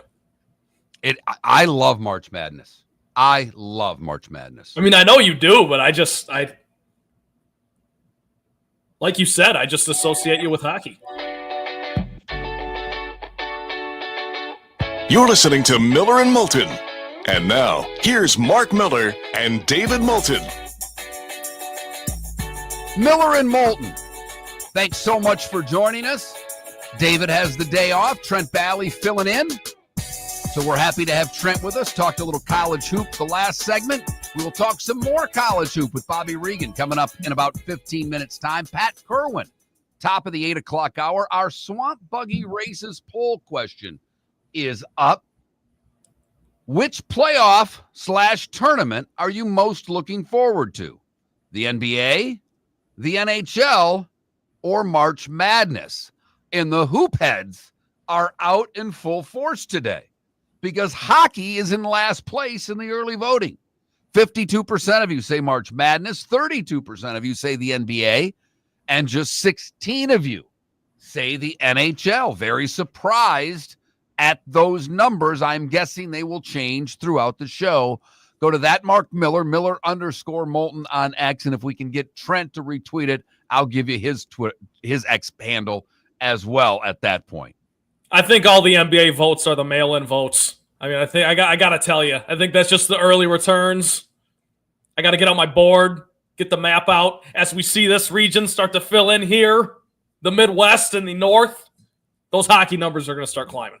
For those of you that do not take our show in via Twitch or YouTube, Trent is decked out how you would imagine him. a Lions t-shirt. He's drinking his water or coffee or whatever the hell you're drinking this morning. Water Out of a Lions cup. And right over Trent's left shoulder is a mini Lions helmet. There's nothing else decorating the room. It's a wall, it's a window with a shade, it's a chair, it's a microphone, and a mini Lions helmet. Well done. I'm sitting in the corner of the house so as to not wake up other people. I mean, now everyone's up and at them, but that was the reason for this. Also, Mark, I have myself positioned directly underneath the Wi-Fi router so as to not have any issues there. So that's the reason for the bland backdrop here, but I tried to spice it up a little bit with the mini helmet. I love the mini helmet. Great touch. Good job by you. All right. Before the show, and I know they're up on the Hard Rock app, but they don't have all of the teams because I looked during the break and they do not have everyone. They have some of the big teams, and that's about it. But FanDuel Sportsbook over the weekend put out their win totals for the NCAA. And I know, Trent, you pay a little more attention to Michigan and Michigan State in the neck of the woods that you're in, and obviously those are the teams that you cover on a daily basis. But if I were to ask you next year, who has the highest win total? Florida, Florida State, or Miami? Who do you think Vegas would have with the highest win total? Gators. Gators are third. Really? Three. The Gators over-under on wins is just 6.5. Remember, that very tough schedule they had a year ago is the same one they're going to have this year. Just flip the home and away.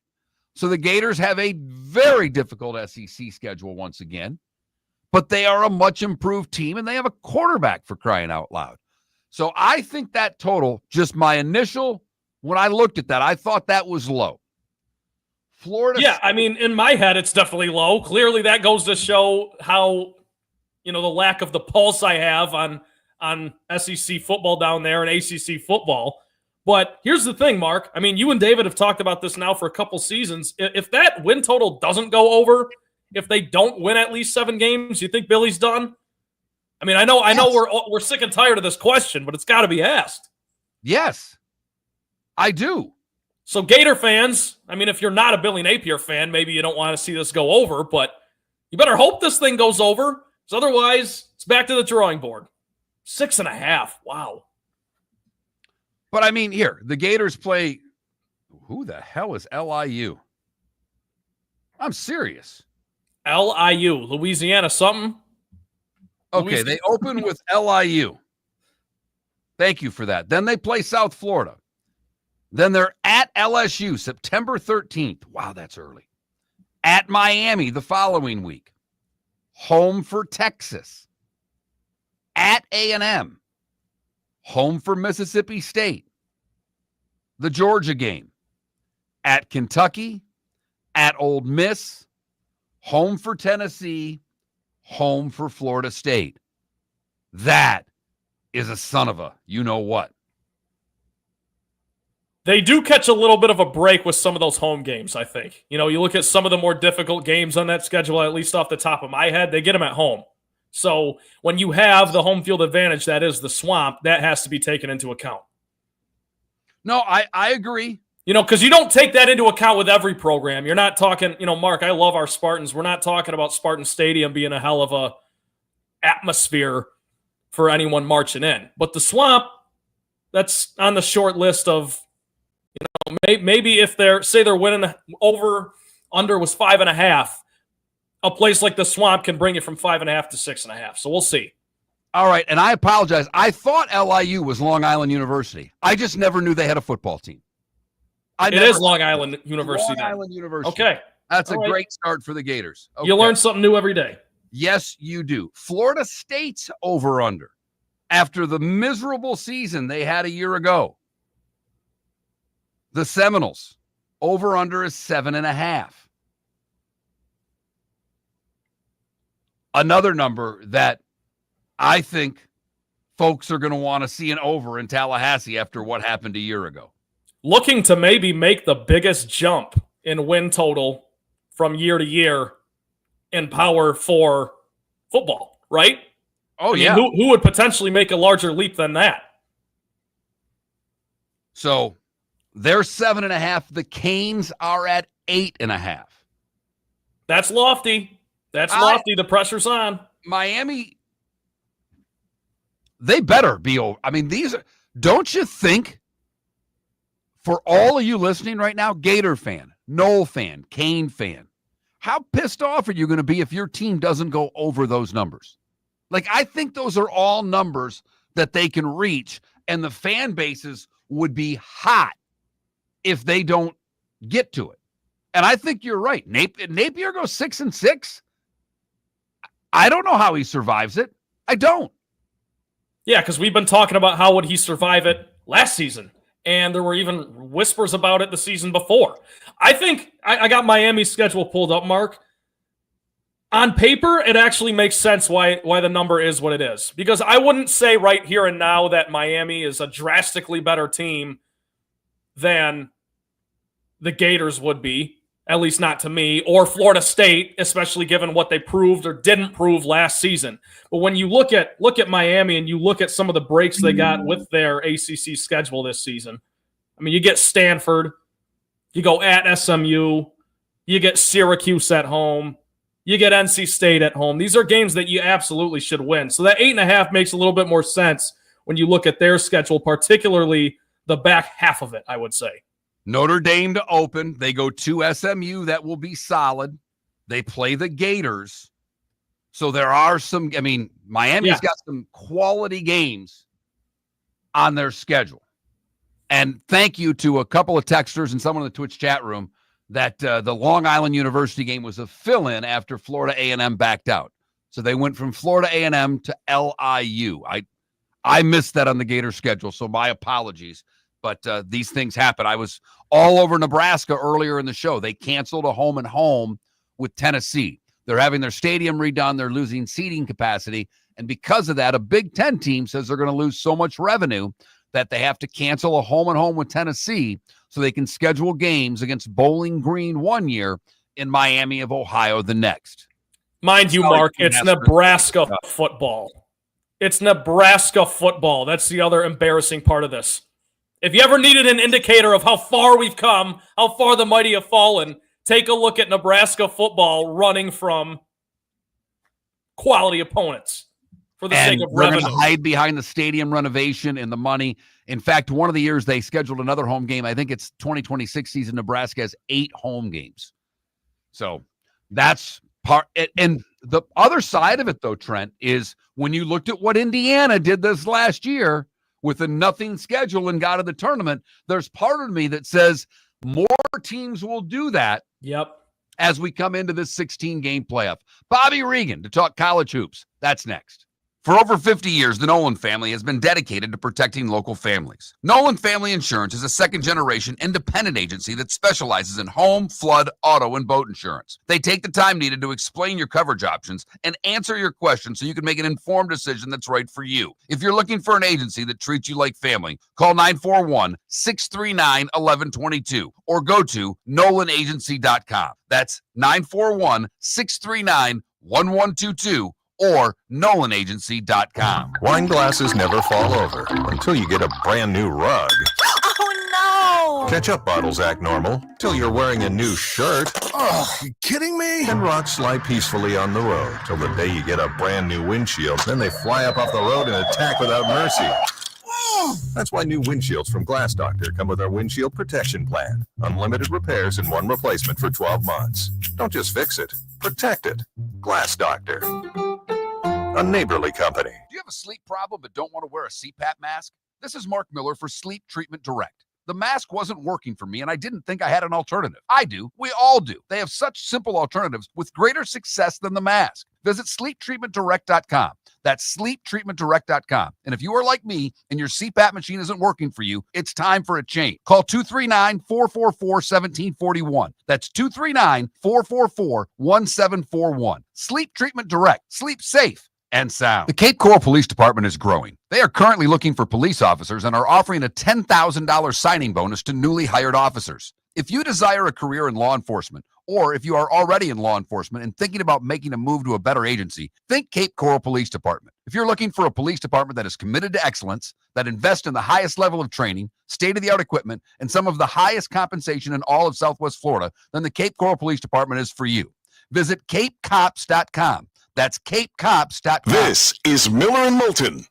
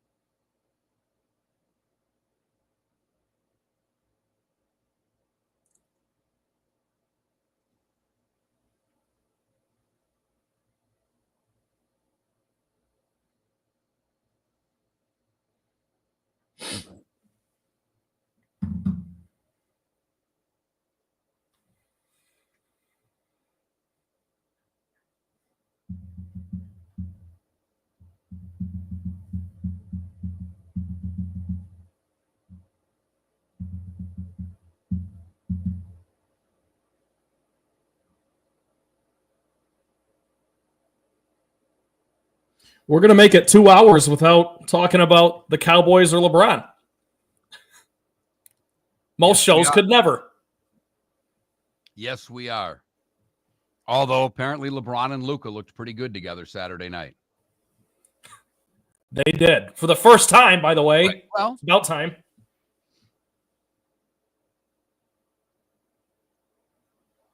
They got screwed on that trade with for the center. Right. Because they need a big bad, and they just can't get one now. I mean, they got to hit the buyout market. Like, they're not going to find anything good there.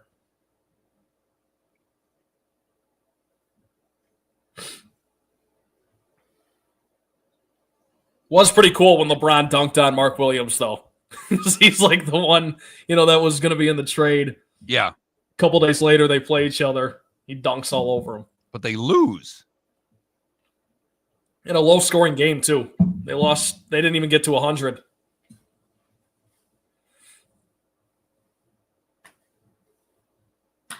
Hello, Deadstruck. Yeah, Irish, it would be a collapse if they don't make the playoffs. They're 3 games clear of the 7, so they're in the 6th seed right now, which is the final team that doesn't have to play in the play-in.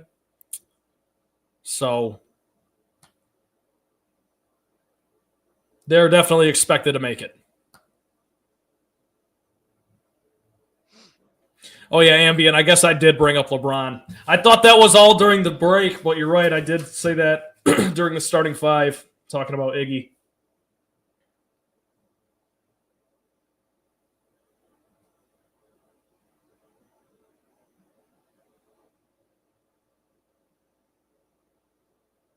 Yeah, retiring and after the game. That's weird. Wonder if that was his decision.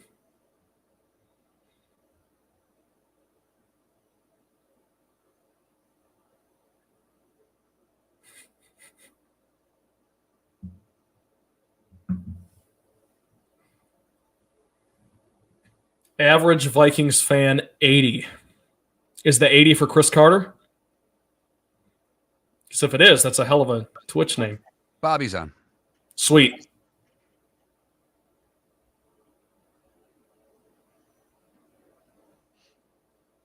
I got a ton of questions. I'm going to have to whittle this down to like 3 or whatever. Well, we'll see. We got long segments, so we'll go back and forth. Yeah, I get overzealous.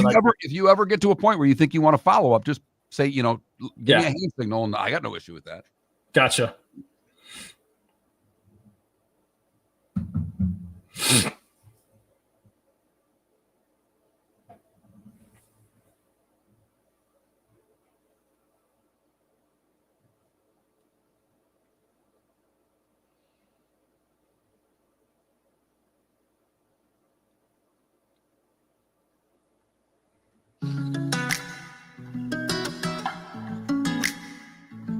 Welcome back to Miller and Moulton. Text the guys what's in your mind at 21,000. That's 21000. And now, here's David Moulton. Once again, the voice guy lied to you. It happens because every once in a while, some of us take a day off. And in this case, it's one David Moulton that has the day off. Trent Valley filling in for David this morning. Glad to have Trent on board with us. And right now, we'll talk a little college hoop with Bobby Reagan. Bobby covers college hoops for Barstool Sports. Follow him on X at Barstool Reags. That's Barstool Reags. Good morning, Bobby, Mark, and Trent. How are you this morning? Good, guys. How you guys doing? We are doing very well. I am going to ask you the question that I asked Trent, who is a big college hoop fan, not maybe to your level, but he loves it maybe more than any other sport. Is this the last time we are going to watch a tournament with just 68 teams in it? I don't know. It's the dumbest argument, right? Yes, it is. Look at these last four teams that are out. Ohio State, Georgia. I know North Carolina's there and by brand only, and Cincinnati. We're not going to miss anything if these four teams don't play. No, and imagine if the SEC wasn't having a historical year where, you take away the 12 picks the SEC's getting, there are more of this stuff going on. Like, it's not, there's just no need to, it diminishes the regular season, it diminishes the conference tournament. Like, at some point, the entire season's just going to be a tournament the way they want to expand. And it really does, it's not like, oh, it's just 8 teams, what's it matter? It's because the NCAA tournament's supposed to be hard. It's supposed to be hard to win. It's supposed to be hard to get into. You get 30 games to get an invite, whether it's an at-large or an auto-qualifier. There's just no need. There's just no need. Spare me, I know Seth Davis is pushing it, and he was saying, well, look how many teams are now in Division I since the last time we expanded. Well, guess what? Like, no offense, but, I'm not worried about Lemoyne making an NCAA tournament.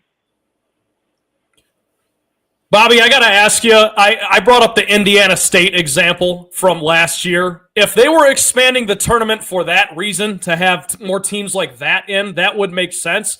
But Mark just nailed it. They're not. They're doing it so they can get 16 SEC teams in, which I just think is utterly ridiculous.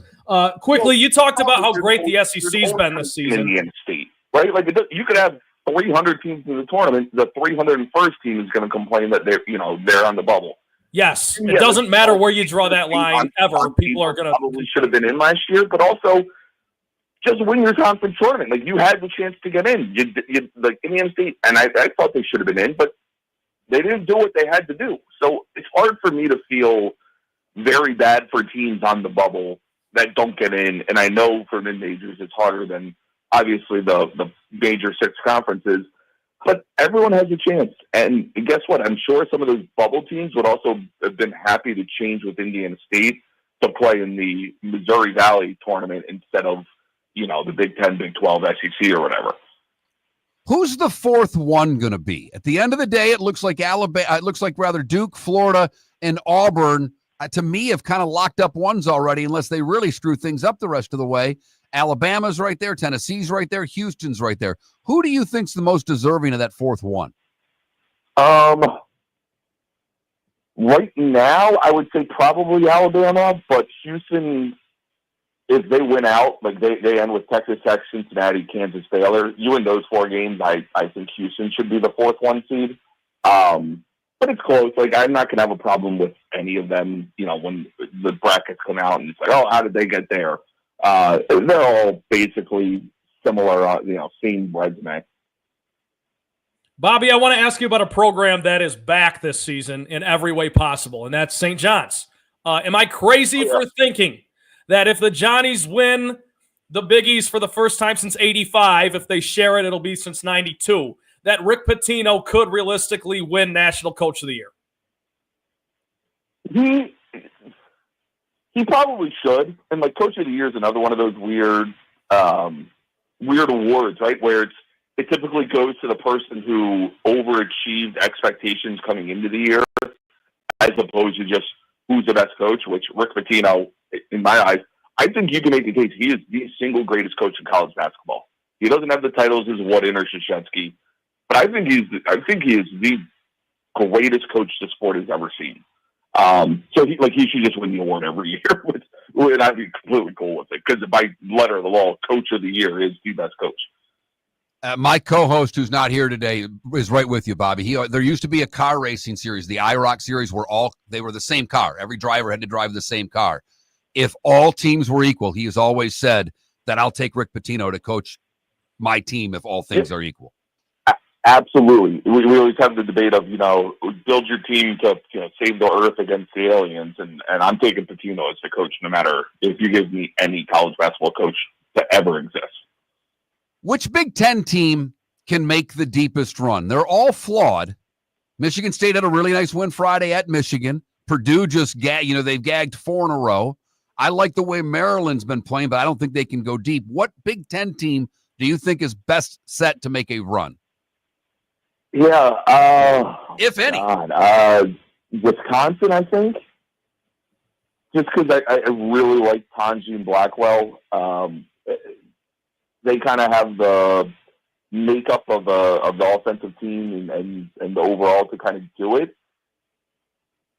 But I'm not comfortable saying any of the teams. Like, they all feel like they're going to be in the 4 to 7 seed range, a couple threes. But if you told me like no Big Ten team makes it out of the first weekend, I kind of believe you. But I would say Wisconsin if you made me choose. Bobby, based on your vitriol for Duke, which I can appreciate, and I share that with you as well, who gets the Wooden Award? I know Cooper Flagg's the odds-on favorite right now. Am I crazy for wanting to give it to Janai Broome, who has very similar numbers, is doing it in a tougher conference, is doing it on the number 1 team in the nation? Am I crazy for wanting to give it to the senior, the 5th-year senior, over the one-and-done freshman phenom? Yeah, so I don't think it matters. Like, I don't care if it's a one and done or a 5th-year senior or transfer or anything like that. I understand the case for Broome. I'm cool with it if it's Broome or Flagg in this situation because Flagg, as much as I despise Duke, he has lived up to the hype. He is the best player probably in college basketball. He's for sure the most talented player. But yeah, I mean Broome, he missed a couple of those games.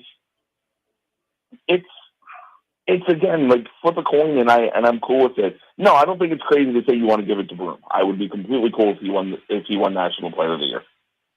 When I'm looking at a lot of these brackets, and I know there's a lot that'll change between now and when the selection comes, but when I see a UConn on the 8-9 line, when I see an Illinois who I like the way they can score when they're on, I know they were awful against Duke on Saturday at the Garden, but when they're on, they're offensively can be a really good team.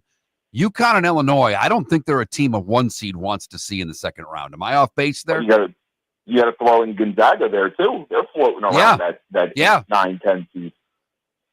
Yeah, it's and Baylor. Like Baylor, you got 3 preseason top 10 teams that are projected to play probably a 1 or 2 seed in the second round if they win.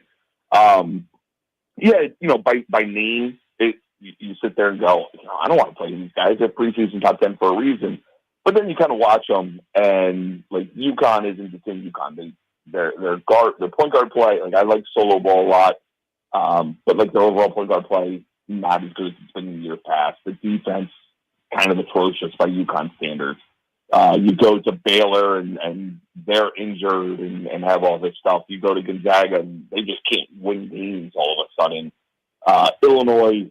Yeah, like, again, I thought they were awesome. I thought they were going to run away with the Big Ten. And then you look and injuries and Underwood's still trying to figure out what to do with his lineup and what's the best combination. And then you sit there and go, yeah, it'll probably be close. And then you see a 1 seed pull away in the second half. You talked about Gonzaga. I just want to double down on that quickly because that's a program that the casual fan is used to seeing in March for the last 25 years. They haven't beat a quad one team, Bobby, since before Thanksgiving. So I don't know. I mean, when you talk about the bubble, do you think that the streak is in real jeopardy? No, because they've done enough, right? You look at all the metrics that the committee uses, and they're still high on everything, right? And KenPom, they're 11th. The net, they're I think still top 20. Like all the predictive and analytical stuff that the committee uses keeps them there. And then you look at their resume. They've avoided the bad loss, right? They have one bad loss, which isn't completely awful. Oregon State, and they have wins over. But like you said, that's where the wins hurt, right? Like they're Baylor, San Diego State, Arizona State, Indiana. They don't have that win. You can just sit there and be like, oh, yeah, we have that. We have that quad one, national TV, everyone remembers type win. They've just lost every big game, which is weird because I thought this team should be awesome. I don't know why they're not. Look, the portal is what it is, but it's done a lot. I don't know about harm, but it's done a lot to kill the low major having their upset bids, and yet they get them. They still make upsets every year. When you're looking at the bottom of the brackets for the automatic qualifier schools, is there a school out there that you look at that's going to be a 12-13 and go, watch out for them? Yeah, well, the reason I think that they're able to pull off some of these upsets too is they're getting the leftover high major transfers. Right? Like, yes, the best of the mid-majors kind of get plucked away. But those guys that have kind of gotten sitting on the bench at top 25 teams are going down and playing well. I like UC San Diego a lot. They're going to be a popular pick. Drake is another team that's going to be a popular pick. I don't want to say Mountain West teams because they're in that kind of gray area of that's not mid-major league, but it's kind of power conference league. But UC San Diego, it's their first year, I believe, of being eligible from the transition period to Division I, and they are very, very good. Eric Olin should have been in the short list for National Coach of the Year. They're 24-4. They take care of the ball. They can shoot it. Again, you look at the resume, nothing's going to blow you away, right? They lost to San Diego State to open the year. They don't have that. Again, their win is at Utah State, which is incredible if you know about Utah State. But they're going to be that 11-12 seed that a lot of people, I'm sure, will start picking. Bobby, last thing for you. We got some big picture news on Friday. Dusty May is going to stay at Michigan. There were rumblings that Indiana was going to try to poach him away. And when Mike Woodson hangs him up, who do you think Indiana should now pivot to bring the Hoosiers back? Who I think they should is Greg McDermott. I think they should really, really go after Greg McDermott. You look like we know Creighton, right? We know the name Creighton. We all probably think Creighton is a better result program than what they are. They haven't done anything until McDermott took over. And he's kind of turned them into this consistent, hey, we expect them to make Sweet 16s, top 5 seeds, things like that. He runs the fun style. He's a recruit. I would pivot to Greg McDermott. I don't think he's going to win a lot of names because people expect, like the Brad Stevens and those calls, Dusty May calls to happen. But I think McDermott would be a really good hire for Indiana. He's Bobby Reagan, covers college hoops for Barstool Sports. Follow him on X, Barstool Reags. That's Barstool Reags, REAGS. Bobby, as always, thanks for your time and insight, and we'll talk to you at some point between now and the tourney. All right, have a good one, guys. Thank you. Thank you. Bobby Reagan on Miller and Moulton. There's a little college hoop for you. Did you get your fix, Trent? Yeah, that was enough for now. That was enough to hold me over. Although I'm a bit more skeptical about Zags than he is, but we'll see. They still got a little bit of season left here. But it is interesting when you start looking at that 8-9 line. Gonzaga's there, UConn's there, Illinois is there. And I get it. They're all flawed.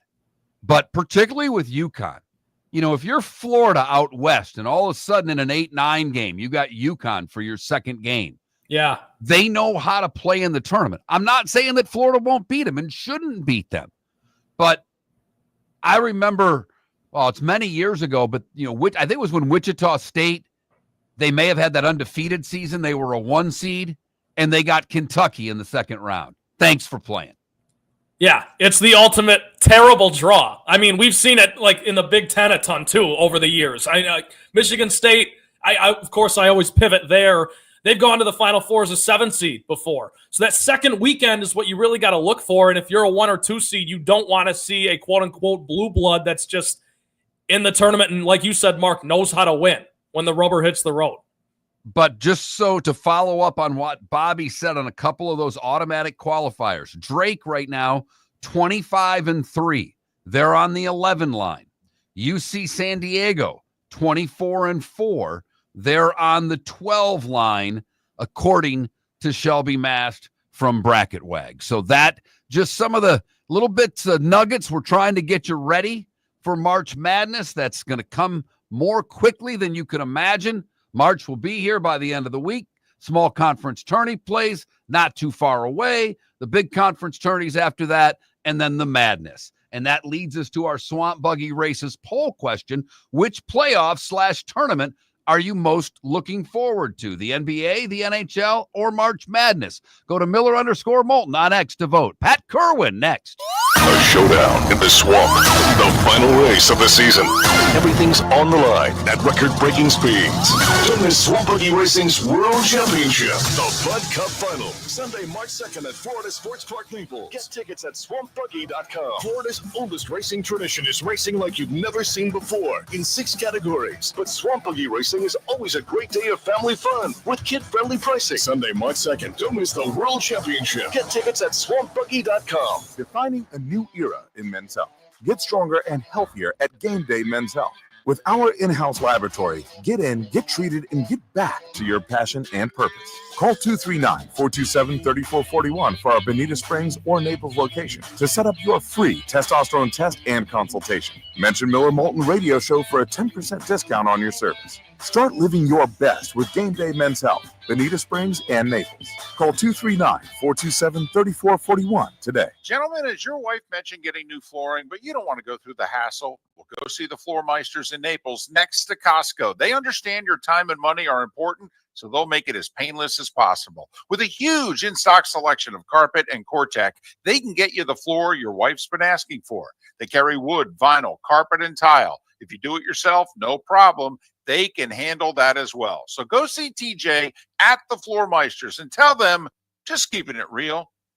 American Paint Supplies, for nearly 30 years, is your one-stop shop for all your coating needs. If you are a designer, a contractor, a professional painter, or a weekend warrior, American Paint Supplies is the place where experts go to get expert solutions. At 6100 Shirley Street in Naples off of Pine Ridge, American Paint Supplies delivers the best solutions with the best products with the best support. Meet Gene and his team today at American Paint Supplies. Call 239-566-2700. That's 566-2700 or online at AmericanPaintSupplies.net. Honey, you want to come out? I haven't seen you since Glass Doctor installed our custom shower enclosure. No thanks. Well, you can't keep eating breakfast in the shower, and laminating your magazines is getting expensive. You remember we have guests coming over tonight, right? Oh, I'm sure they'd love to see the shower. It's our neighbors, and I highly doubt they want to be hanging out in our bathroom. The shower's so good, you'll never want to leave. Visit GlassDoctor.com today and schedule an appointment online. Mark Miller for Molly Maid. Why Molly Maid, you ask? Trust. Moulton was a customer for 15 years. Affordability. Didn't I just say Moulton was a customer for 15 years? Worry-free services. Our professional house cleaners are fully insured and a 24-hour warranty. Call Molly Maids today at 239-774-5839. That's 239-774-5839 or online at mollymaid.com/FTMYERS. That's mollymaid.com/FTMYERS. This is Miller and Moulton.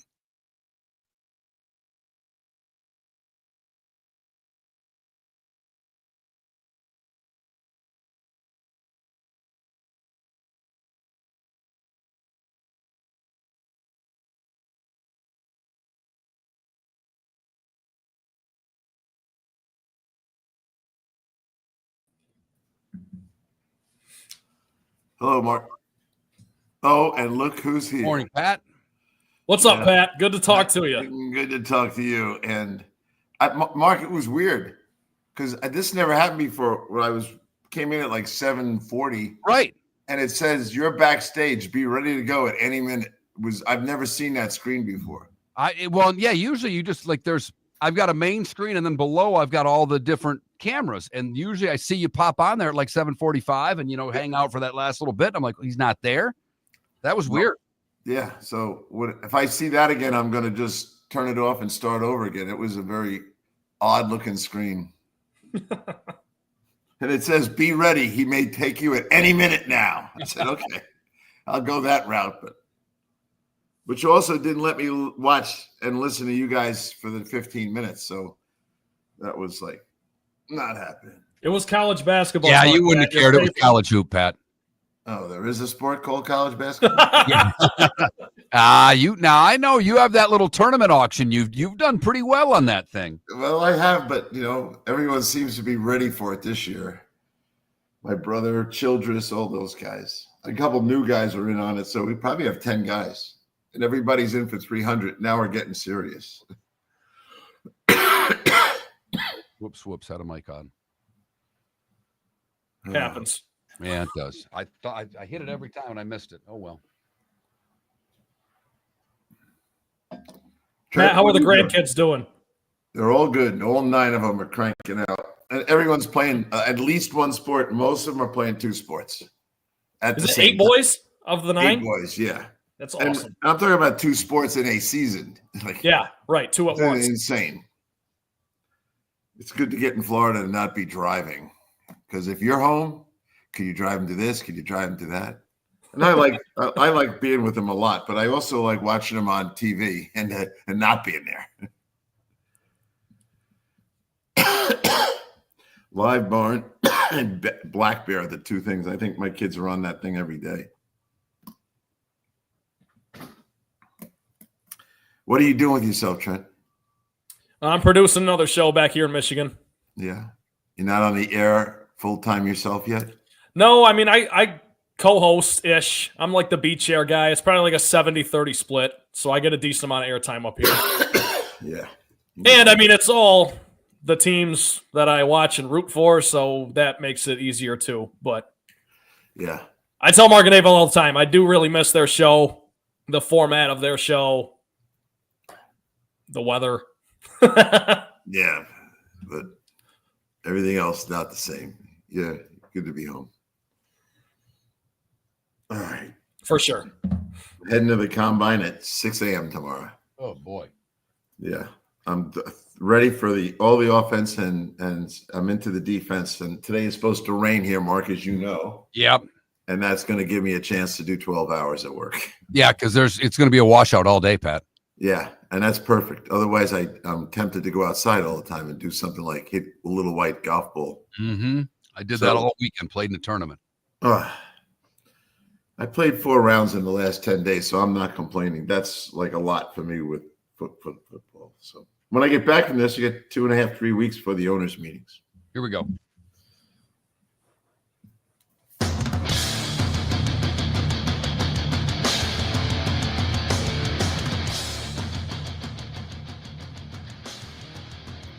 You're listening to Miller and Moulton, coming at you from the Floormeister Studios. Floormeisters, keeping it real. And now, here's Mark Miller and David Moulton. Well, that's only half true. David getting a very unusual day off.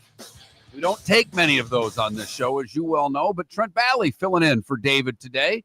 And normally, we have Pat Kirwan on Tuesdays and Fridays, but because Pat is heading to the Combine, Pat was nice enough to reschedule, and we have Pat Kirwan on a Monday morning at 8 o'clock to talk a little football. Good morning, Pat. How are you? Good morning, Mark and Trent. Good to see you, and glad you're part of this whole thing still. In spirit, I think you've been here the whole time, but I know physically you're banging out radio in Detroit, waiting for the Lions to win. Again. Great to talk to you, Pat. Yeah, let's hope we can go 15-2 again. I don't know. Maybe they won't let me down when it matters most this time, but we'll get there when we get there. Yep. What's new, Phyllis? Well, I want to start with one of the things that bothered you all year long from the first time you saw it until the last time you saw it, and that was the new kickoff. I won't use the word they used for it because it wasn't, but it looks as if they are trying to redo the kick again. What are you hearing about that, Pat? Yeah, well, the competition committee is meeting now, getting ready for the owners' meetings. And Rich McKay likes to leak out little things about what subjects are on the agenda. That's certainly on it. So I've said it, I don't know. I think the thing is embarrassing looking when it goes in the end zone and 22 guys walk off the field. And if you were a person at your first football game ever and saw 22 guys line up like they're going to do something and then walk off the field, you'd say, this is not what it's supposed to look like. So I've been always a fan of moving the kicker back 10 yards and making it harder to get in the end zone. So at the end of the day, what they're all excited about is that we actually had some returns. But it's really not very easy to return the ball with quality because they're on top of each other. And the guys who cover the kick, which happen to be the same coaches that do the returning, those guys have figured it out. Just stay flat and don't give any cracks. Don't have two guys upfield 20 yards and two other guys basically on the line where they started. That's the crack that these guys, for the few returns, that's what happens. So I think a lot of the guys are talking about flattening it out. Pat, I love to think deeply about these things and maybe come up with something that might not even make any sense. But do you think Devin Hester getting into the Hall of Fame kind of put this back on the front burner for Roger Goodell to think about the lost art of the return specialist? We need more electricity in the game, right? Yeah. It didn't hurt that Hester went in. I think it kind of told people that we all think, and I'm a voter now, which is fun for me, but that it's important. It's one of the most exciting plays in football, and some of the great Super Bowls have had some of the great returns. So when he saw that kick the Super Bowl the year before and there were no returns at all, that's what pushed Roger over the top to get something done. Now, do I think they've invented the right thing? Not really. And it was interesting. What was I watching? It was college football in the playoffs. And then I went to the Senior Bowl, which was really interesting. And they had the old-fashioned return. Nobody got hurt. And we had some really good returns. And for Jim Miller and I, we're like, back to the glory days, Jim. Only for a short preview. But I'd be inclined to bring the kickoff return back. They won't do it, but that'd be my vote. So the Jags finally hire a GM. James Gladstone is their new GM. He was the director of scouting from the Rams. The Rams tree has been pretty damn good. I mean, people that get hired from the Rams organization for the most part have done pretty well. What do you know about James Gladstone? How much power does he have? Or is this just getting through the draft and then his job as GM almost begins? Yeah, he's almost like a super personnel director, if you think about it. They've got Borselli in there. Tony's going to have, and I know Tony had a big presence in this recruiting process. The head coach has already been hired, so the GM's not hiring the head coach. And he's coming basically as a guy that the head coach knows. And this could work out nicely. But like in Buffalo, where everyone likes to use that example, Sean came first, then Brandon came, except there was no Tony Borselli up there. So those guys had to learn to coexist. Now there's a third guy in this thing. So to me, it appears that you're hiring a scout who's going to be the super scout. He's probably going to overhaul the department after the draft and then be on the road. You know, there are GMs that go out on the road almost every week. They like to leave on Thursday, get to the college that they want to go look at players at, stay through the game, and then fly to wherever the team is. I have a feeling that's what this GM is going to be like. He's not going to be the in-house guy. He's not going to be quoted a lot. He's not going to be the guy that's leading the press conferences. I think he's a super scout. Pat, unfortunately, you're probably going to be asked about this every week until something happens. Are you hearing any added intensity with the Myles Garrett situation? And what does that look like when we finally see a development there? Because in Cleveland, it's not really in Cleveland's best interest to trade him, is it? No, they don't have a lot of stars, and they certainly have a thorn or two, like the quarterback. And the people there are very passionate about football. They've kind of liked defensive football for a long, long time, and this is their star. So I don't know. The compensation would have to be what? Here's a question for you, Trent. What would a Cleveland Brown fan accept as proper compensation? Because if you can't convince them we had to do it because this package is awesome, what would it take? Because to me, it's 3 number ones and maybe a guy. No, I'm with you on that. I think 2 1s is the bare minimum, right? And I then wouldn't do it for 2. I don't think they would either. So I think you got to up it to 3. And for a team like Detroit or Baltimore, or there's a few examples of guys that want to win right now and the window's open. I think you got to close your eyes and take the 3. Do it.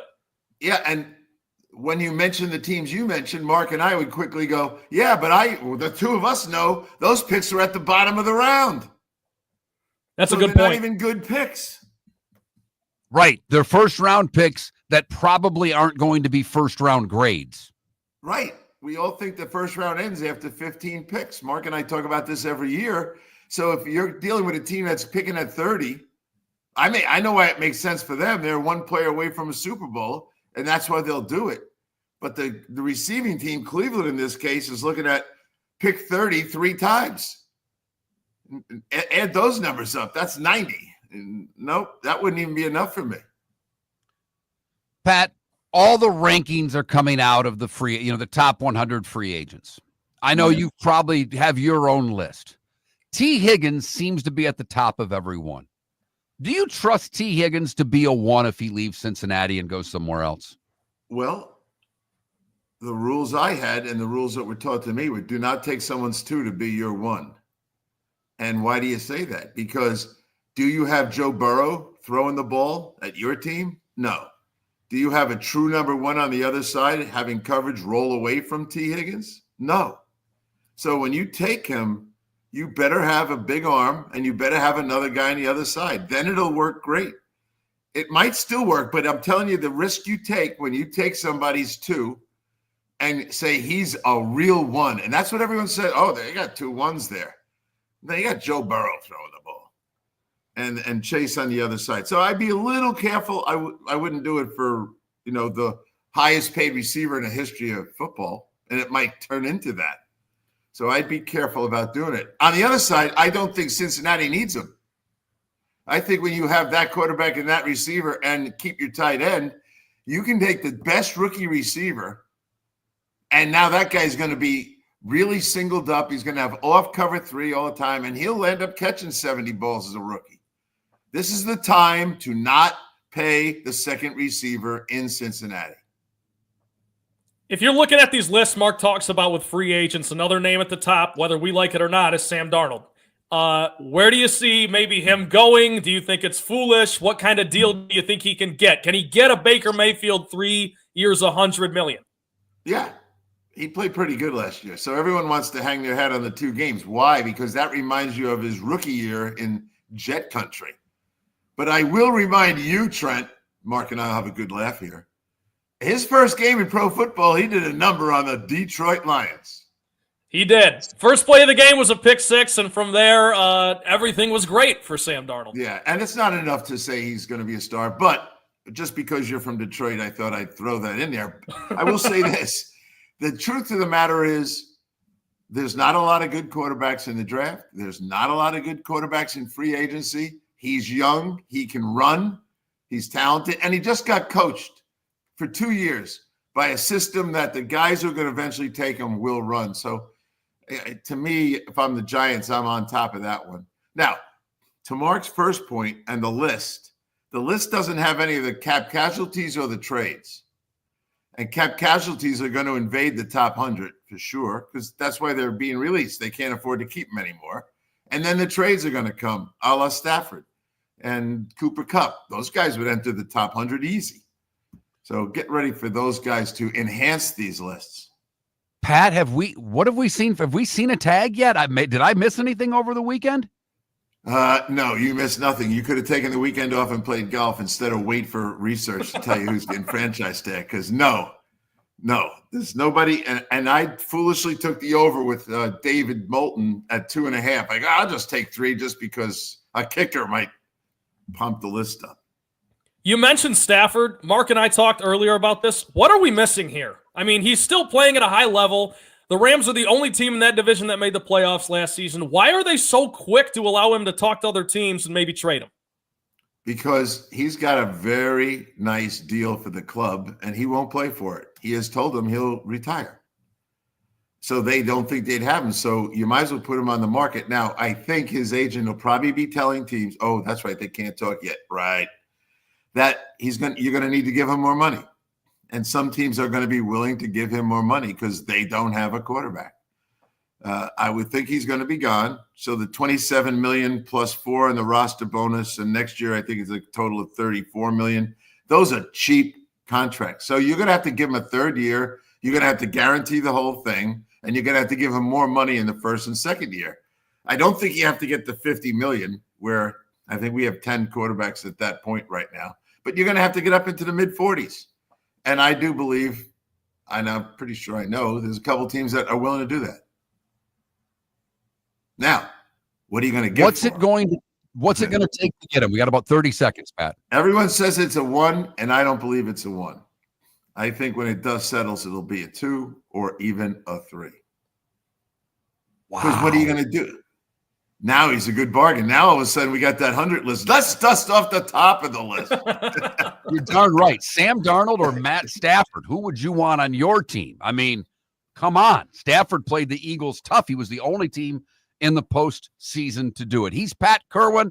NFL Radio's moving the chain. CBS Sports, the NFL Today Show. And Pat joins us twice a week, courtesy of Pinchers. Pinchers with locations from Tampa to Key West and all points in between. Pitchers where you cannot fake fresh. More with Pat coming up on the other side on Miller and Moulton. For over 50 years, the Nolan family has been dedicated to protecting local families. Nolan Family Insurance is a second-generation independent agency that specializes in home, flood, auto, and boat insurance. They take the time needed to explain your coverage options and answer your questions so you can make an informed decision that's right for you. If you're looking for an agency that treats you like family, call 941-639-1122 or go to nolanagency.com. That's 941-639-1122 or nolanagency.com. American Paint Supplies, for nearly 30 years, is your one-stop shop for all your coating needs. If you are a designer, a contractor, a professional painter, or a weekend warrior, American Paint Supplies is the place where experts go to get expert solutions. At 6100 Shirley Street in Naples off of Pine Ridge, American Paint Supplies delivers the best solutions with the best products with the best support. Meet Gene and his team today at American Paint Supplies. Call 239-566-2700. That's 566-2700 or online at AmericanPaintSupplies.net. Mark Miller for Molly Maid. Why Molly Maid, you ask? Trust. Moulton was a customer for 15 years. Affordability. Didn't I just say Moulton was a customer for 15 years? Worry-free services. Our professional house cleaners are fully insured and a 24-hour warranty. Call Molly Maids today at 239-774-5839. That's 239-774-5839 or online at mollymaid.com/FTMYERS. That's mollymaid.com/FTMYERS. Gentlemen, as your wife mentioned getting new flooring, but you don't want to go through the hassle, well, go see the Floor Meisters in Naples next to Costco. They understand your time and money are important, so they'll make it as painless as possible. With a huge in-stock selection of carpet and Cortec, they can get you the floor your wife's been asking for. They carry wood, vinyl, carpet, and tile. If you do it yourself, no problem. They can handle that as well. So go see TJ at the Floor Meisters and tell them, just keeping it real. This is Miller and Moulton.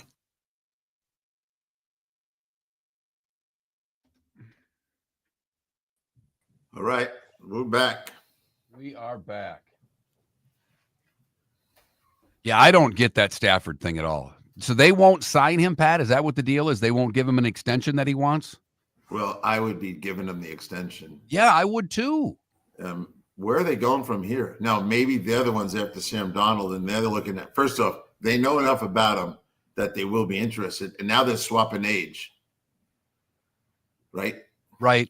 Now, you do it because you believe you can take him to the next level, that you just saw enough that the progress is there, and that you're rationalizing that, you know, that our friend Stafford is not going to last very long.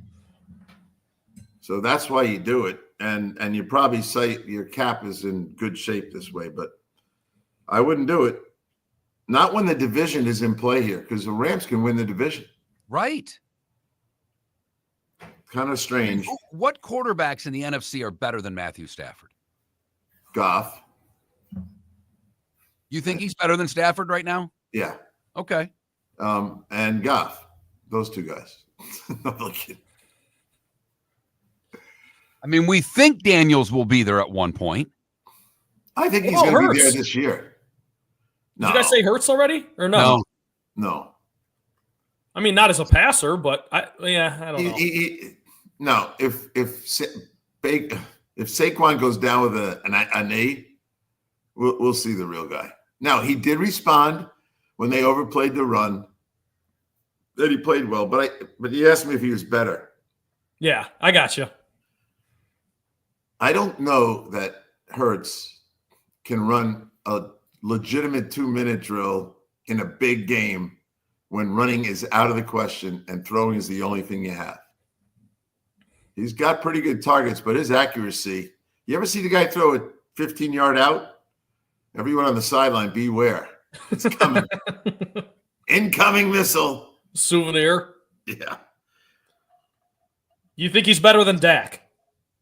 Hurts, that is, not Stafford. Obviously, Stafford is. I like Dak. Dak is. It's the contract that makes the Cowboys fans crazy. Well, and it should.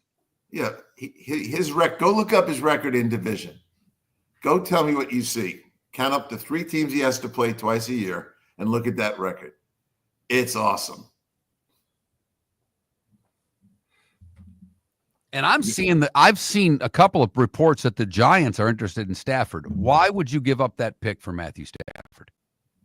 I think Stafford would say, "I'm not coming."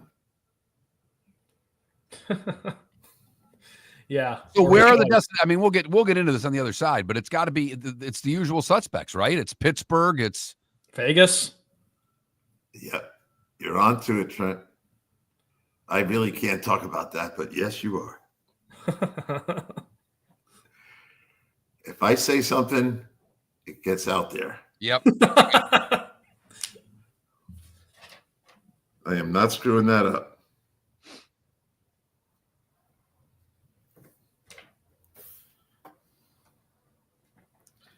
What's out there, you guys? What are you doing today? I got to drive to Naples to go to the doctor, Pat. I'm very excited. Oh, yeah. Isn't that a wonderful day off? Yep. Ugh. I will be driving all day. Naples for a doctor, then to Fort Myers to get my daughter, and then take her to a dentist appointment. You know, I got to say, doesn't sound like a fun day in the rain, but Mark, you used to go down to pick up stone crabs. That drive I loved the most. I know. I would meet him right at the drugstore, and he'd have a cooler full of stonies for me. That was great. It was. One day on the air, I said, I know you weren't home yesterday because I went over and stole crabs. And you weren't there. At that point, Pat had to pick them up. I go, there's a freezer in the garage. Here's the garage code. Go pick them up. Yeah. Once he showed me that, I said, I don't need Mark anymore. That's hilarious. Yeah, well, it was my intention to get as many as I could, especially when my son-in-law is coming. He eat 100 of them. Oh, they're so good. Yeah. I haven't had one in like 2 years. Yeah, they're kind of pricey. Yeah, they're kind of.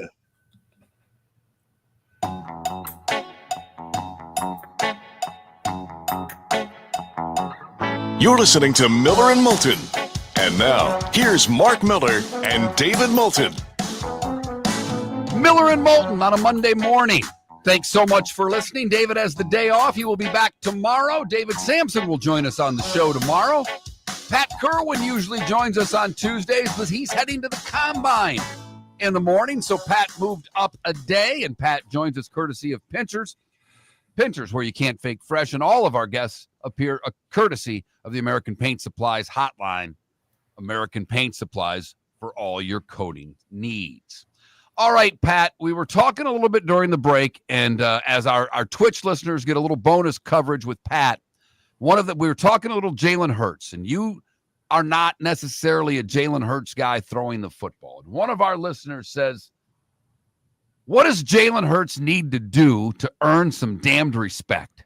Well, he already earned it. He won a Super Bowl against a team that overplayed the run, and he had to throw the ball and use his legs to win a game. And he did a great job. So that's who he is. He's not going to be much more than that, but that's enough to win in this league. And as long as you have Saquon Barkley or a reasonable facsimile after his time is done, he should be able to function with that defense, the number one defense in the National Football League, to win games. We're starting to talk about quarterbacks more and more because it's just what we do during the offseason. And I want to know about Pittsburgh, okay? Because both of their guys are free agents. You look at Darnold's on the market. They could go draft a guy, even though this isn't a very deep quarterback draft. But, Pat, what the hell do the Pittsburgh Steelers do? Well, last year the owner kind of gave the staff a mandate. I'm tired of losing, either not getting in the playoffs or losing in the playoffs. And he wanted it fixed. And he provided them the resources to go out and get it fixed. And it didn't get fixed. They got stuck playing 3 rookie linemen. Those guys will be better. The defense is getting old. The quarterback situation was volatile, to say the least. And the running back was 3 yards in a cloud of dust. So they've got things to do. The running back they didn't put the option year on him, so he's out, and he's probably not coming back. I wonder what his market's going to be. So they have to get a quarterback they can win with, and there aren't many choices. So you'll hear Sam Darnold, you'll hear Stafford, you'll hear all the same suspects. And I will say this about their contracts. I said this to Mark last week. You look at the top 10 guys on their contract book, every one of them have higher salaries than dead money, which is you can let guys go and create cap space. They have $55 million. Well, that's what they had Friday. I didn't check this morning. So they could go out and outbid someone. So they can do that. I'm going to talk to Omar, the GM, tomorrow morning at 10:45. It'll be my first question. All right, the combine. Shedeur Sanders not going to throw. We're kind of used to that for quarterbacks now. I don't think it's that big of a deal. Do you? I don't like pro days, he doesn't have an agent because I hate pro days when agents run the pro day. Let's make him only throw the ball he's good at, and let's make sure there's no pass rush, there's no coverage. And when I hear he was 21 out of 22, I don't even like that number. You're one short of me being impressed. But without an agent, his father's going to be running it, which will be interesting to see. I think his issues are in mobility. I like to see these quarterbacks throw at the combine because I like to put the 3 best quarterbacks in the same group. So you watch the depth of their drops when they drop simultaneously. You watch the strength of their arm and the accuracy of their arms. It's better than a pro day, which is totally manufactured. So you really get stuck having to watch the tape and then deciding what you like from it. I'm not afraid of Deion being the dad in this. I know Deion. I worked with him for a couple of years. He's a strict guy. He'll be fine. But everyone's always afraid of him. Remember last year they were afraid of Caleb Williams' father? He never showed up. He didn't do one thing. He was great. Now stop worrying about Deion. Just find out if the kid's good enough. Well, I think he throws a great ball. I'm with you, Pat. I worry about his mobility and how long he hangs on to the football. Yeah, well, they all come out holding on to the ball too long. Because they can in college. And college has got a lot of bad habits, really, that don't work well in the NFL. You got to get rid of a bunch of those. That's why Jaden Daniels was awesome. He came in ready to be a pro, and Caleb didn't. He'll be fine sooner or later. We know there's really only 2 what you would call blue chip prospects for quarterbacks in this draft. And ironically, the top 3 teams that are picking in the top 3, they all need quarterbacks. So it's not going to work out there. What's another position group, Pat, besides quarterback that you're looking at if you had a top 5 pick in this draft? What position are you grading out highly? Well, if you asked me a week ago, Trent, I would have said the defensive line, which is what everyone knows is stacked. But here's what I'm finding as I go through this in preparation for the combine. There's only like 3, I'll use your term, blue chip offensive linemen, 2 tackles and a guard. And if you think about that, and I've got on my list that like 7 teams need a tackle early, and you start looking at the depth of the offensive line, you should be taking those 3 linemen early, much earlier than people think, which is going to be part of my rationale when I get to Indy. Like when I see these guys going 12, 14, and 18, what a mistake. Because the drop off after the 3rd guy is big. And I think you better be taking them early because there's quality depth in the D-line. You can get a defensive lineman at the top of the 2nd round. That's a pretty damn good player. So would you because the edge is great up front, would you sacrifice an edge rusher for an O lineman if you had needs in both? Because there are some really good edge rushers at the top, Pat. Well, Abdul will be gone right away. Right. One of the teams that need a quarterback probably won't take one. They're going to be, well, let's see who they get in free agency. If they take one. Cleveland's kind of stuck. They can't do anything. They should just bring in a guy that I would bring in. I'm a big fan of Jackson Dart. All right. And so I don't even know that I think those other two guys are better than Jackson Dart, to be honest with you. Jackson Dart. There's no way. Jackson Dart's not going to make it out of the first round, Pat. No, I agree with that. And a lot of guys go, oh, he's a third round. I go, no, you don't need a quarterback. You're a guy writing a magazine. When you need a quarterback, you see it different. And that guy, he can run. He's over 6'2", and he's got a quick release. I'd be happy calling him this year's Bo Nix, if you want to know the truth. Jags are picking 5th. They're rounding out the top 5. New GM. What are they going to do? What's going to be their first impression to get the fan base to buy in on the new regime?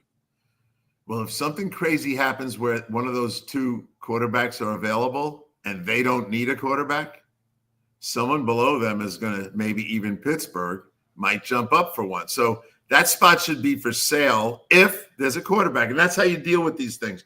The teams will call them and say, hey, if our guy we want's there, would you trade your spot? Well, the answer is yes. If there's a quarterback there, we would move down. Not very far, but we would move down. So that's the first thing. The second thing is, if they stay on defense for the first 2 days of the draft, I'll be happy. That doesn't make their offensive line great, but they need to have their defense is not very good. Pat, the interviews seemingly are the biggest part of the medicals and the interviews are the biggest part of this combine. How much of an advantage do guys that were at the Senior Bowl have going into these interviews this week? Tremendous amount, because the way Jim Nagy structured how the interview process goes at the Senior Bowl, those 130 guys got thorough interviews almost with every club. And the quarterbacks that were there got extra time with the clubs. Plus, the coaches who have not done one thing in preparation for the draft because they had their own seasons, they got a chance to watch these guys practice. Oh, that's right. Practice. That's pretty important. So they are way ahead of the guys who didn't go. Pat, last thing for you real quick. The Bears, they still have a top 10 pick, and I don't think they're your typical top 10 picking team because they believe in what they've got. They got a lot of talent on offense and now have a mastermind at head coach. What should be their pre-draft assessment? How do they get better in the draft? Well, first, the new head coach, the mastermind, as you call them, should leave the Detroit playbook in Detroit because that works with that team, not this team. And one of the biggest mistakes I've seen coordinators and head coaches make is they bring their playbook with them and try to install the Detroit offense. You tell me where Chicago has anything comparable to what Detroit has at the skill positions. They don't have a running back like they have. They don't have receivers like they have. They don't have a tight end like they have. But that head coach is coming from a place that's used to having great linemen. Draft a tackle. Protect your investment. He's Pat Kirwan. He joins us twice a week, courtesy of Pinchers, Miller and Moulton. Racing like you've never seen before. From Jeeps that bog down to the outlaw who will defend his title. At the final race of the season, we're going Swamp Buggy Racing. Sunday, March 2nd. Don't miss the Bud Cup Finals for the World Championship. Tickets including VIP tour and kids prices are available at swampbuggy.com. Don't miss the season final. It's Florida's oldest racing tradition. Sunday, March 2nd at Florida Sports Park. Off exit 101 in Naples. Get tickets at swampbuggy.com. Gentlemen, as your wife mentioned getting new flooring, but you don't want to go through the hassle, well, go see the Floor Meisters in Naples next to Costco. They understand your time and money are important, so they'll make it as painless as possible. With a huge in-stock selection of carpet and Cortec, they can get you the floor your wife's been asking for. They carry wood, vinyl, carpet, and tile. If you do it yourself, no problem. They can handle that as well. So go see TJ at the Floor Meisters and tell them, just keeping it real. The Cape Coral Police Department is growing. They are currently looking for police officers and are offering a $10,000 signing bonus to newly hired officers. If you desire a career in law enforcement, or if you are already in law enforcement and thinking about making a move to a better agency, think Cape Coral Police Department. If you're looking for a police department that is committed to excellence, that invests in the highest level of training, state-of-the-art equipment, and some of the highest compensation in all of Southwest Florida, then the Cape Coral Police Department is for you. Visit capecops.com. That's capecops.com. Do you have a sleep problem but don't want to wear a CPAP mask? This is Mark Miller for Sleep Treatment Direct. The mask wasn't working for me, and I didn't think I had an alternative. I do. We all do. They have such simple alternatives with greater success than the mask. Visit sleeptreatmentdirect.com. That's sleeptreatmentdirect.com. And if you are like me and your CPAP machine isn't working for you, it's time for a change. Call 239-444-1741. That's 239-444-1741. Sleep Treatment Direct. Sleep safe and sound. This is Miller and Moulton.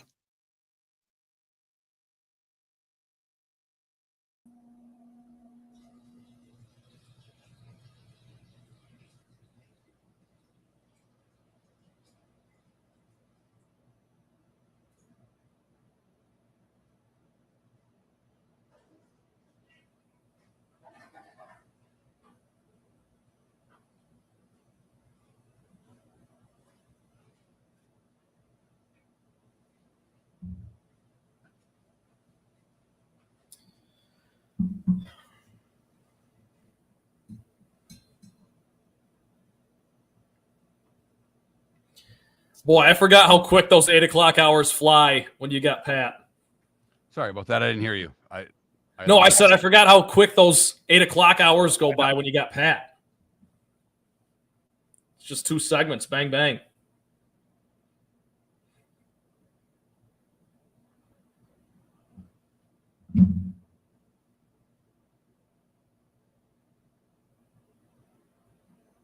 Where you want to go here? Follow up a little bit on Pat. All right. I'm going to challenge you on something you just said because I think very differently than you about how you ended that interview. Okay.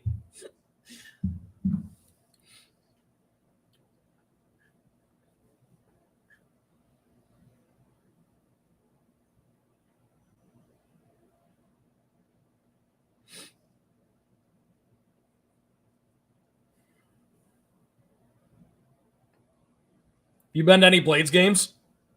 I went to one with Pat, I don't know, 3-4 weeks ago.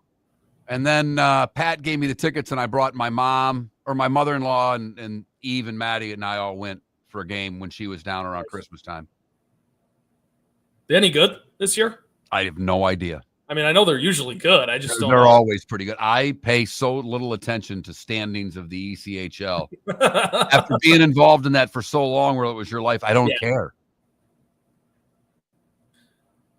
I mean, it's not like you got to be paying attention to anything else, right? Right. They're in first place of the league. Terrific. There you go.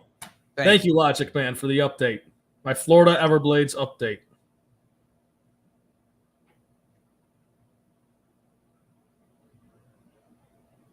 I'll tell you, that was one of the single most fun, best nights of my Florida career. My 7-month Florida sabbatical. You went with Pat and Childress, didn't you? And Childress, yeah. And I was just talking about Brad Childress, or I was talking to Brad Childress about the NFC North in like 2008 for like a half hour. And I kept telling him, I'm like, if you just want me to shut the F up, just let me know. I will not be offended. I'm like, this was my childhood. You were right there. You had a front row seat. He's a good dude, too. He's awesome.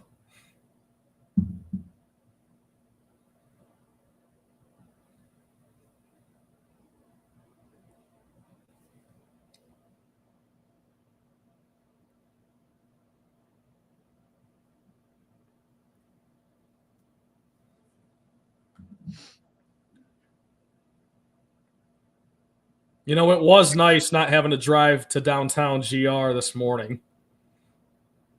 It's not a bad commute at all. It's like 15, 20 minutes, but just not having to do it. Right. Gives you 15, 20 more minutes of sleep. It's nice.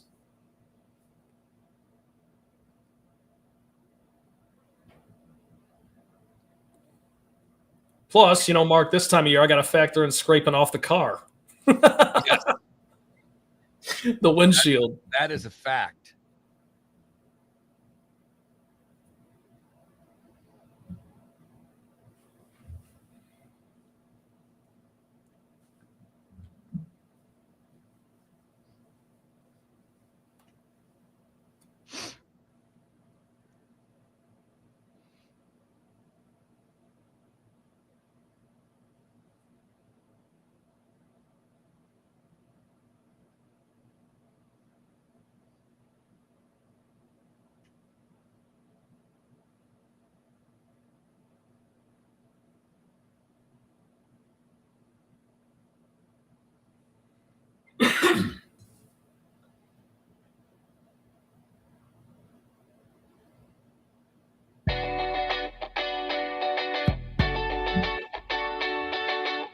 You're listening to Miller and Moulton.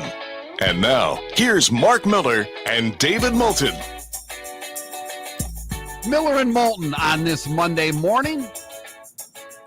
Probably need a little extra time for your commute around Florida. A little rain today, and you know what happens when it rains. It's like snow in the north for these folks. And I know all about that up here, Mark. A lot of extra brake lights this morning, I'm sure, for you on your ride to work or taking the kids to school or whatever the case may be. We thank you for tuning us in and listening to Miller and Moulton. Bonus hour upcoming in the 904 and the 239. Just had Pat Kirwan on the show. Bobby Reagan was in the 7 o'clock hour. If you miss anything on the show, you can go to millerandmoulton.com or anywhere else that you download your podcast to get the show. For those of you who are just joining us, the first hour of today's show may be gone forever. The system that records the show is not working. There's a chance it will survive, but as of right now, hour number one could just be for those of you who are up at 6 o'clock this morning. Hour number one is doubtful to return with a machine malfunction. You can always find it on YouTube, though. Right, or you can go to Twitch. You can go to either one and rewatch. Yeah. So that is there, twitch.tv/Miller and Moulton, youtube.com/Miller and Moulton, if you would like to take the show in with a little video. Last night, Alex Ovechkin notched his 32nd career hat trick in a 7-3 win, Washington beating Edmonton. It ties him for the 5th most hat tricks in NHL history, with Phil Esposito trailing only Gretzky, who had 50 of them, Mario Lemieux with 40, Mike Bossy with 39, and Brett Hull with 33. So there's a chance that Ovechkin could end up catching Hall on that list this year. Last night, with Ovechkin getting the hat trick, he moved 13 away from Gretzky for the all-time goal-scoring record in the National Hockey League. Alex Ovechkin, and remember, he had a lockout year, which would have been his rookie year, the COVID year. Ovechkin would already have this record. So it is truly something worth watching to see if he can do it this season, because the Caps are playing unbelievable hockey. Our Swamp Buggy Races poll question today: which playoff/tournament are you most looking forward to? The NBA, the NHL, or March Madness? And March Madness getting nearly 58% of the vote. Hockey doubling up basketball, the NBA style, 28 to 14%, with voting going on at Miller_Moulton or that Mark Miller on X if you care to vote. All right, we just had Pat Kirwan on, and at the very last thing you asked was about the Bears. And I think we would both agree with Pat in reestablishing or recommitting to an offensive line to protect Caleb Williams. Yes. But you said the mastermind Ben Johnson. And while he was an offensive genius for the Detroit Lions, I said it a while ago, I think Ben Johnson fails in Chicago. I don't think this works. I don't think necessarily because you're a great offensive coordinator that makes you a great head coach. Now, I happened to hear Ben on Pat's show after he was hired. It was a great interview. He says all the right things. Will he ultimately be able to be a leader of men, because he's still going to call the plays, going to be focused on that side of the ball? And look at Chicago's a place where coaches and quarterbacks go to die. Trent, do you think Ben Johnson will be, and I know you want him to stay in Detroit, and I get all of that, but you pay really close attention to the NFC North. You have your whole life. You've watched and looked up to all these teams, probably not the Bears as much, but to the Vikings and Packers as you've been a Lions fan. And now the Lions are the team that's hunted at top. Do you think Ben Johnson will be successful in Chicago? No, I'm glad you brought this up, this angle of it, because, Mark, I 100% agree with you. I don't think it's going to work out for him there. I just look at, they have that top 10 pick. I don't know if Ben Johnson will try to go, like Pat alluded to, go try to get a weapon that he can use or something like that. Because the smart thing to do, we all three agree, is to build the lineup, right? That was one of Detroit's, if not biggest, one of their biggest strengths is Penei Sewell. Frank Ragnow, Taylor Decker, Kevin Zeitler. That line is incredible. I mean, I think it's second to none behind. It's second to the Eagles. How's that? And for that reason, I'm with you. The whole going to die in Chicago thing, I'm with you there. The reason I just asked the questions because I can't help but imagine Ben Johnson probably wants to add a shiny new toy, and I think that would be a mistake because they already do have quite a bit of talent there. Yeah, they I have think Roma Gunzang, who they're high on. They've got Cole Kmet, who they like. DeAndre Swift is a fun gadget running back, right? DJ Moore. They've got talent. I agree with that. But they do, and it goes back to what Pat said at the end, and we got a texter that just said, "Amen, draft O-lineman," a Bears fan that was listening. So I'm with Pat. I think you're with Pat on drafting the offensive line. I said it after he was hired. I don't think Ben Johnson works in Chicago. Hope I'm wrong. I have to. I want all of these guys to succeed. I don't root for failure for coaches, quarterbacks, players of the like. I don't do it unless maybe they're with Duke. And then sometimes I will. I mean, there are a few teams that I can't ever really root for shiny things for. It just doesn't work that way. But for the most part, these coaches I want to work. But Pat has, I think, beat me down over the years in that first-time head coaches really struggle in the National Football League. Yeah. It is not easy to go from coordinator to coach. And there's not a ton of experience around him to help him through the process. And that's what worries me. They have a GM that doesn't matter because most think that Johnson's going to have more power than Ryan Poole. Then you've got Kevin Warren, who's now meddling with football, which he wasn't supposed to do. So I just don't like how the Bears front office is set up. Yeah, well, that's the thing, Mark. It's part 857 of the Bears just not having quarterback, coach, general manager synced up. They never, ever have it. Whether you look at – I thought moving on from Matt Eberflus last offseason would have been the move, right? Because you're bringing in your number one overall pick, Caleb Williams, hell of a talent, hell of a prospect.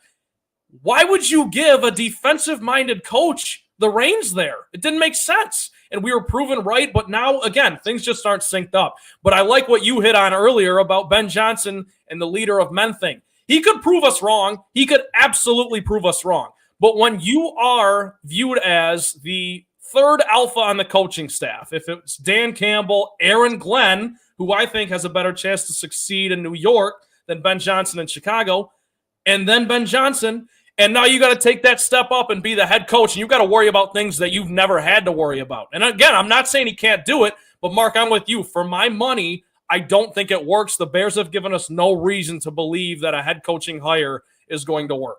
And you said it, quarterback, coach, and GM, but the other part of that is ownership. And I'll speak specifically about your favorite team. With the changing of the guard, and now with Mrs. Ford, whatever, running the team. Sheila. When she took over, they had a change in philosophy of how ownership was going to run that team. She brought in Spielman to oversee it. That's why I had some hope for the Jags bringing in Baselli, and I hope it still works. But the way that the Jags went about this in waiting so long to hire their GM, how much power does this guy have? And is it just going to be, this year's draft is going to be how he sets up with the old scouts, and then he's going to bring in his people? How much is Baselli going to control this draft? I think we're going to find out a lot about how this regime in Jacksonville works. I love bringing Baselli in. I think it's the right move. Me too. I hate how they hired their general manager. Yeah, no, I'm with you on all that. And that's why this first draft is a huge deal, Mark, because I'm not just talking about fan base. Fan bases buy in, they find ways to do things, whatever. I'm talking about putting your mark on the team right away. What's your first move? And I hate to just keep relating everything back to the Lions. First thing Brad Holmes did was trade Matthew Stafford. The next thing he did was draft Penei Sewell. Look at the team 4 years later. That first draft, that first offseason, that first free agency period is so key. So we'll see what the Jags do with it.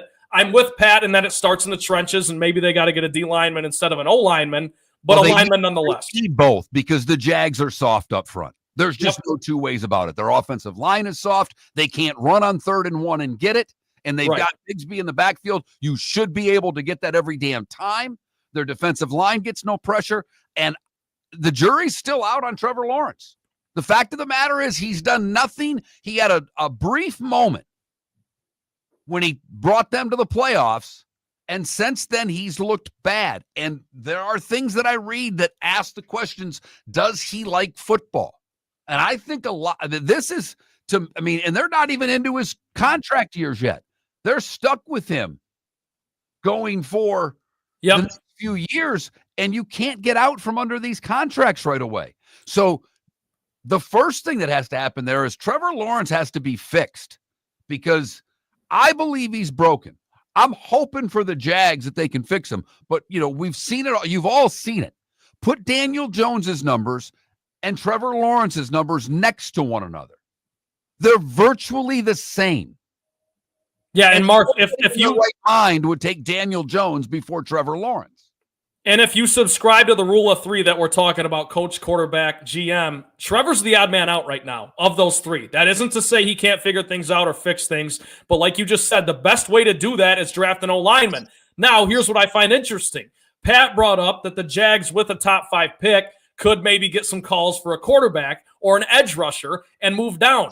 I wouldn't move down too far, because you know what else Pat said, and I completely agree. There's only 2 or 3 blue chip O-lineman prospects. You have that number 5 pick, and again, I don't mean to just harp on this, but it's so important what you do with that first impression with the new front office. Get Trevor some protection.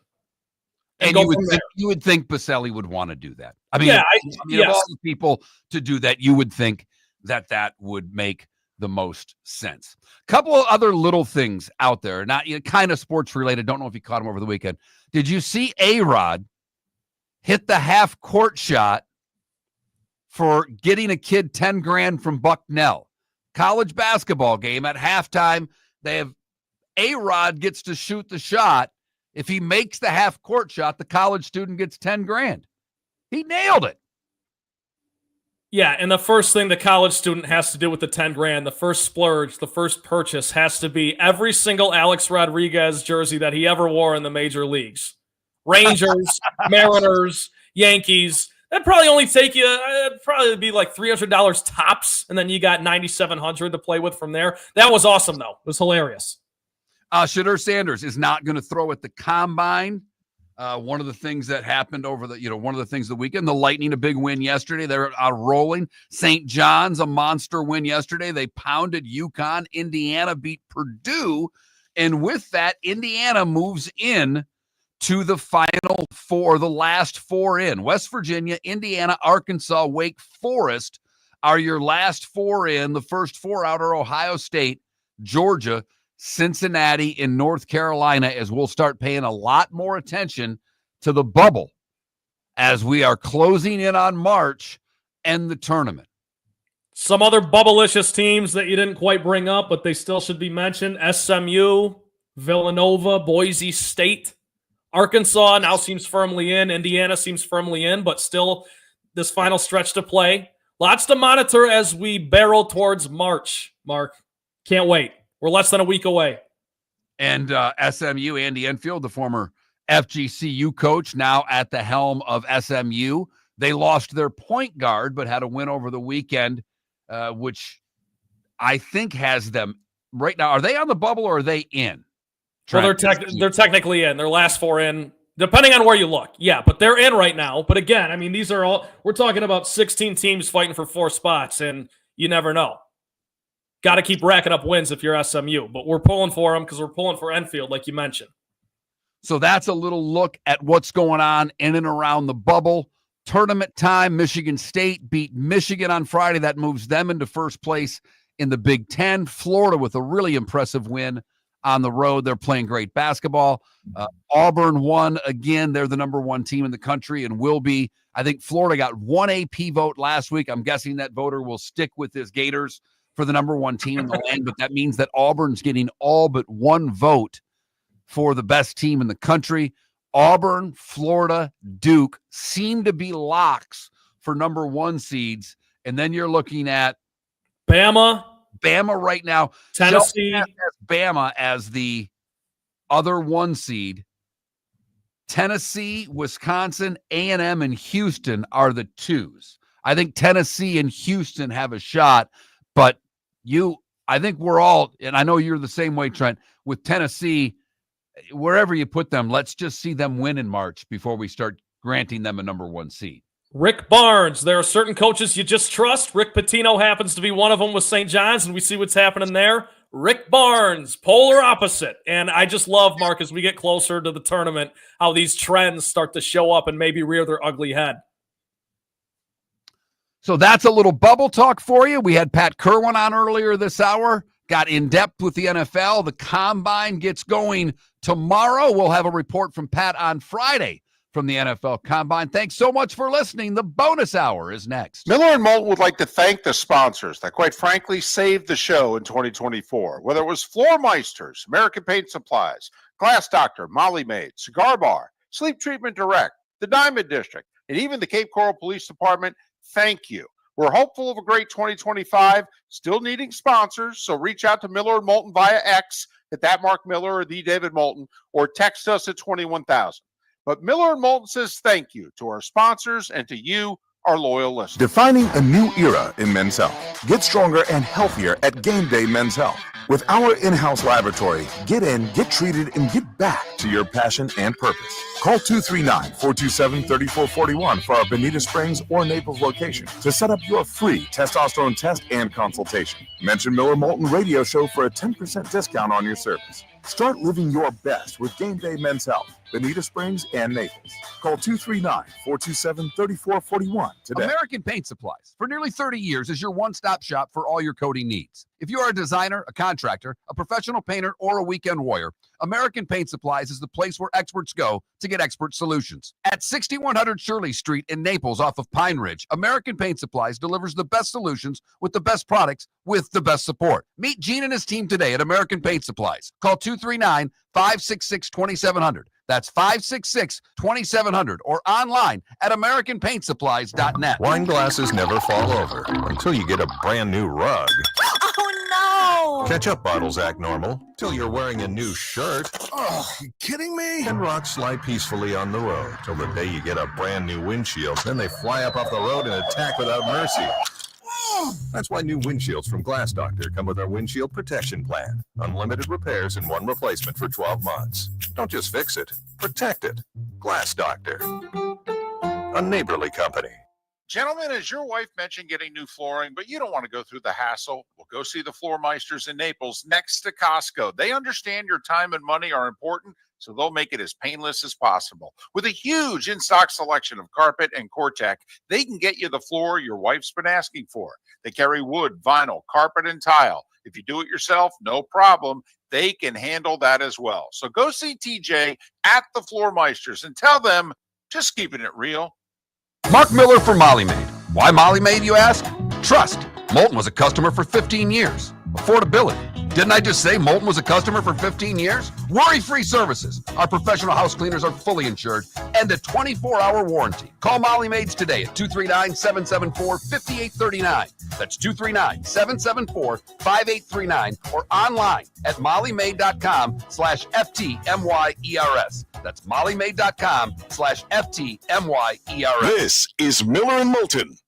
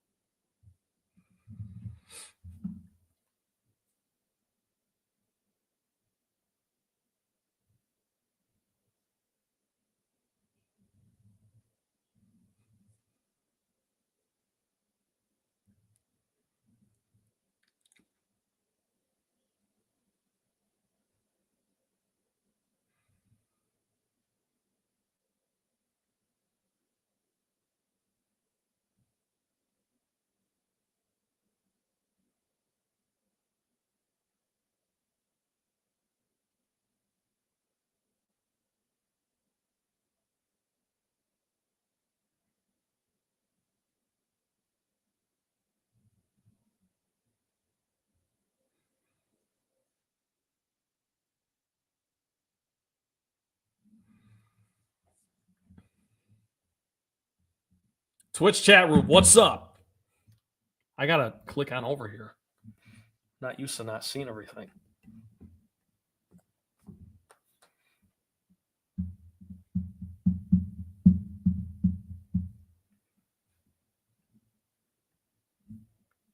Yeah, Canada Relief. We did talk Ovi briefly. You must have just missed it because it was right at towards the end of that last segment.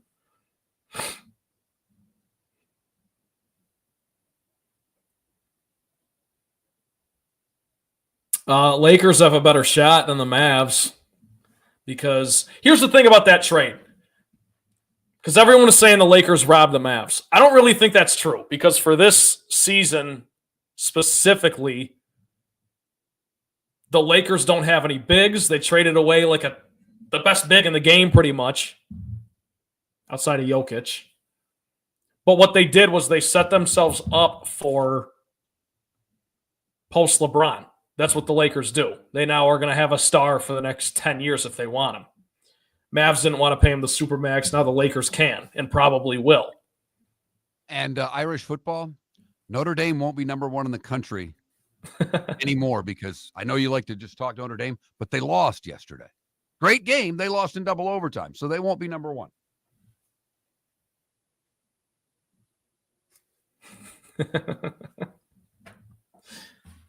I forgot about everyone's allegiances in here. Everyone's I got to start thinking of you guys again when the Jags win or Notre Dame wins or the Eagles or whoever.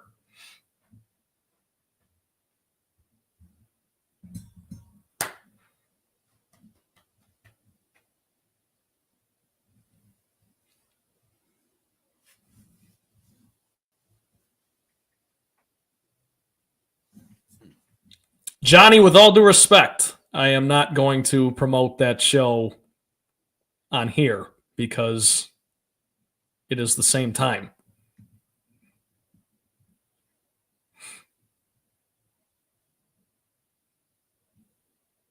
And you guys are listening to the best show on the air at this time already.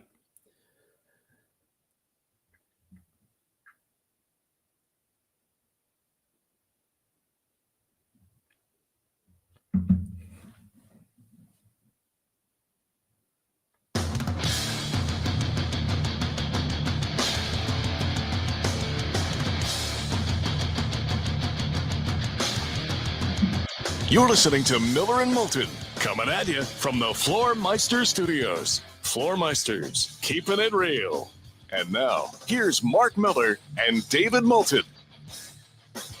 Well, that's half right. It is Miller and Moulton. You got that part right. But David has a day off, and good for him. So David doing his thing today. Trent Valley sitting in for David and doing a fine job, I might say. Thanks so much for joining Miller and Moulton. Text line is open at 21,000. You can always watch the show, twitch.tv/Miller and Moulton, youtube.com/Miller and Moulton. Our poll question today, our Swamp Buggy Races poll question: which playoff/tournament are you most looking forward to?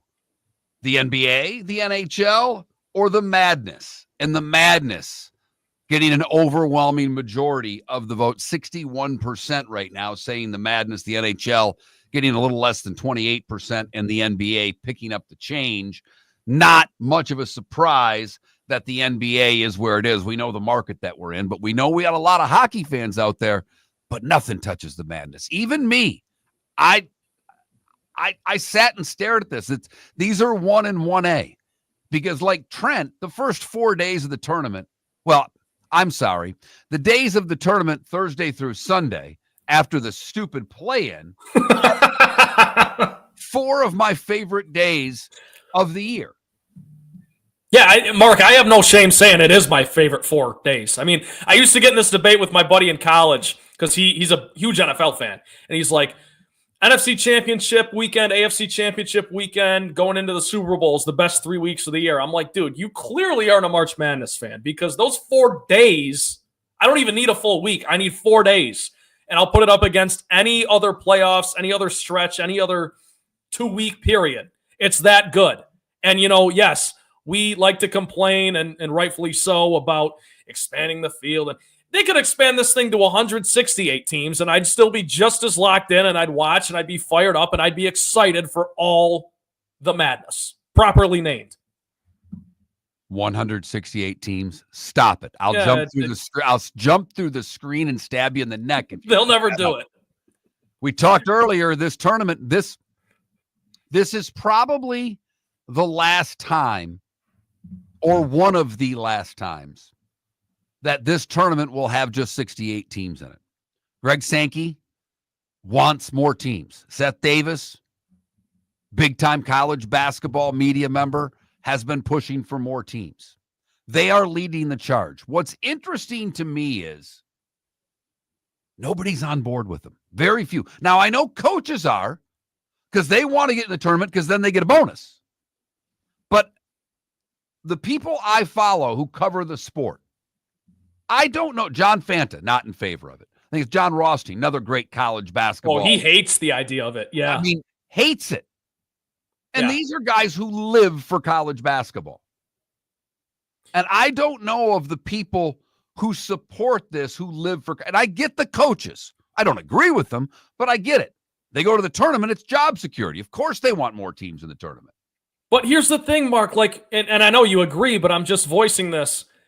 We don't need it. It's not that we don't want it. I'd love more hoops, but I don't feel there's a need. When that first 4 days is over, I'm not like, well, gee whiz, I wish there were 8 more games on tomorrow. Of course, I'd love it if there was, but I don't feel like I need that. I got my fix. I know that the best teams are still in the field. Mark, what team that finishes 69th or 70th, that you draw the cut line, they don't make it, was going to win a national championship in history? None of them. The answer's 0. So what are we doing? I know, VCU got to the Final Four out of the play-in, and didn't UCLA as well? Yeah, they beat our Spartans in 2021 and ended up going to the Final Four. Lost on a buzzer beater to Jalen Suggs and Gonzaga for a trip to the final. But yeah, so there are examples of it. I get it. But the argument. And what's going to probably happen is they're going to go to 72, maybe 76, and there's going to be more play-in games. So on that Tuesday night, you'll have choices of watching. You'll have more. You'll probably end up with all of the 16s in the play-in, because I think that's what they want. Yeah. They want to eliminate as many of those teams as possible.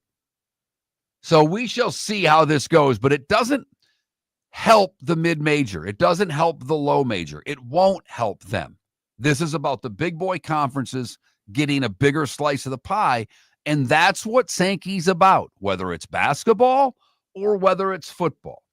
And Trent, we talked a lot about this last week on the show.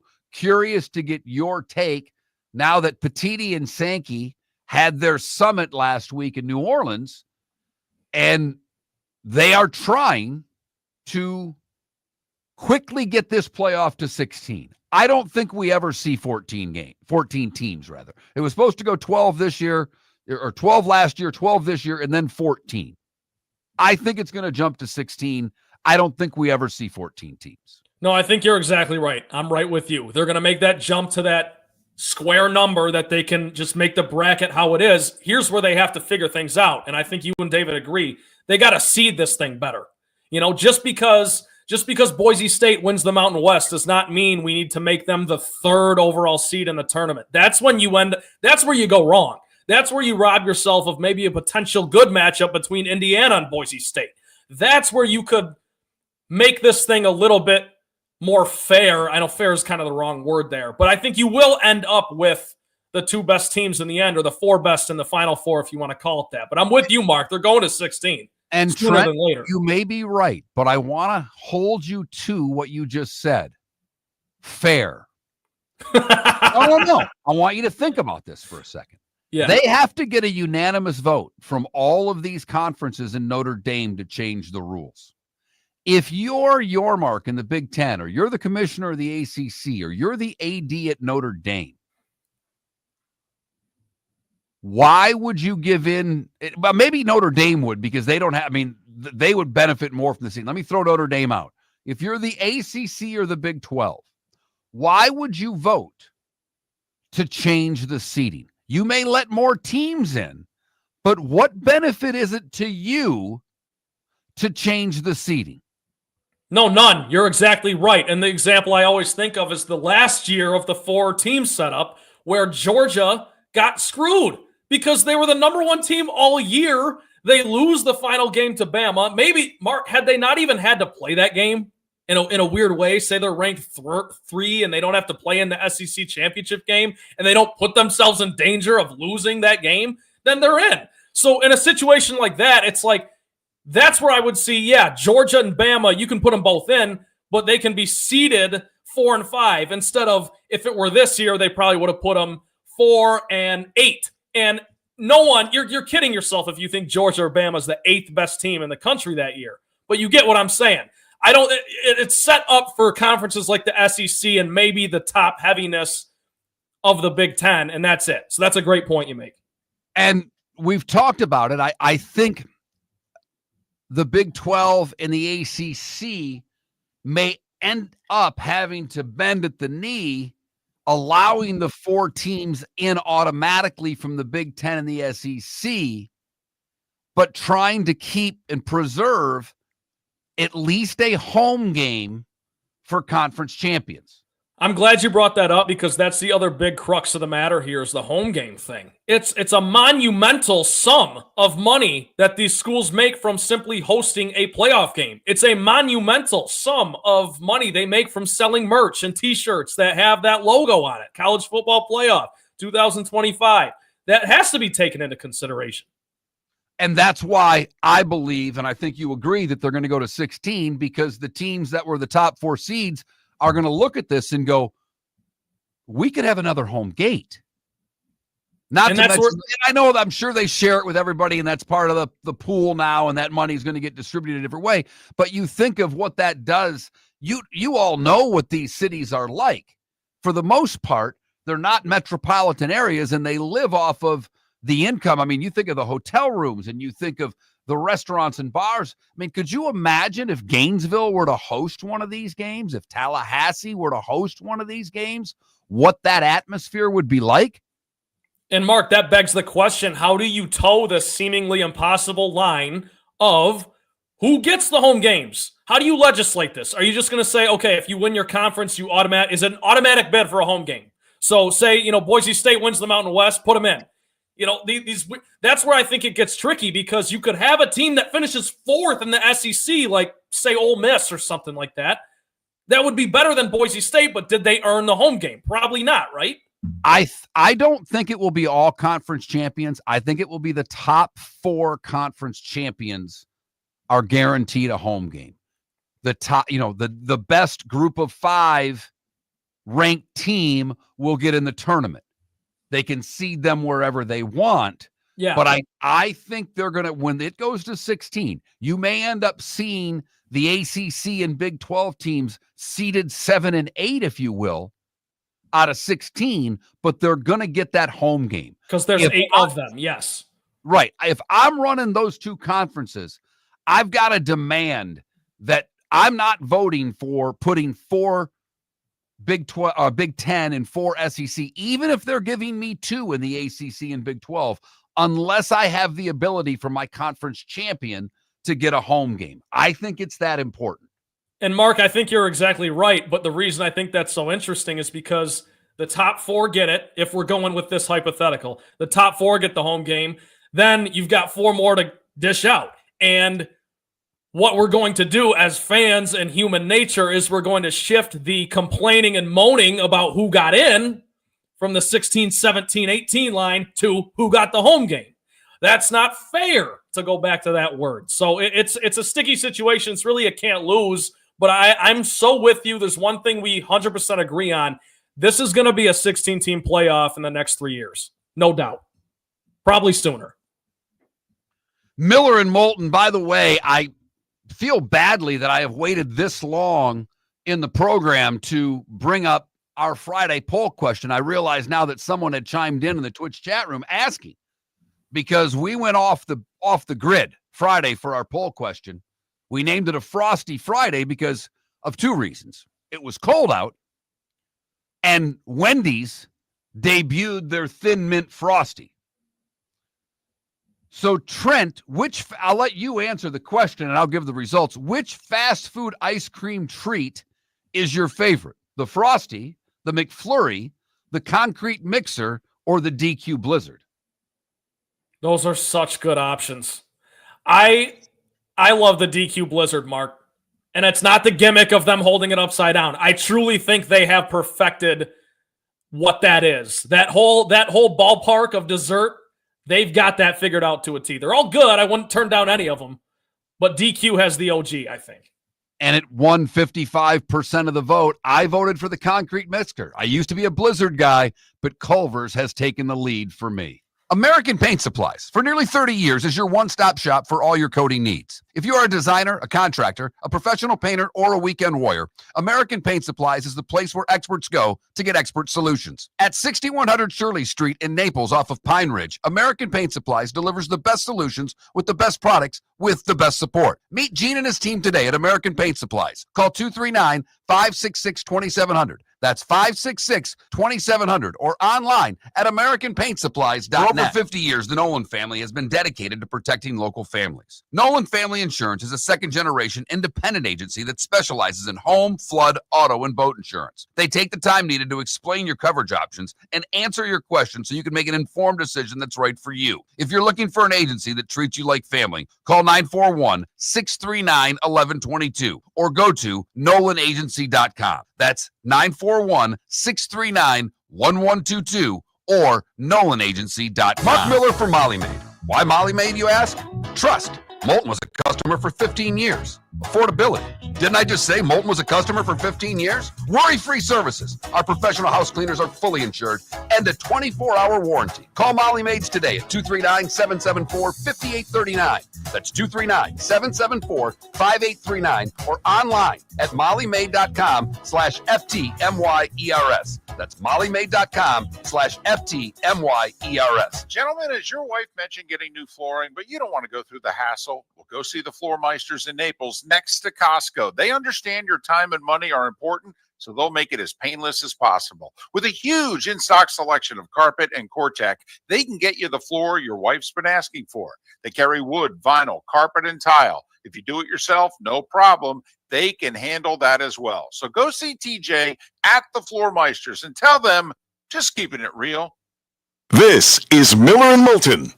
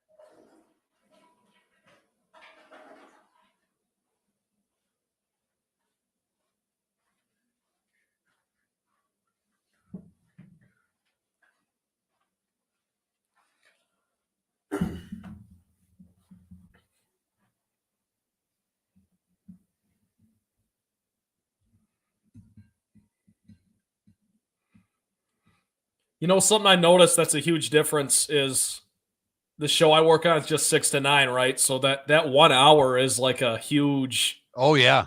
You don't realize it until it's added or taken away. A lot longer than 3. I mean, it just is. 3's easy. That 4th hour can be tough. You got anything here? Because I got nothing. I can tell you why the Big Ten is better than you think, but we've done a lot of college hoops. I don't want to overdo it. All right.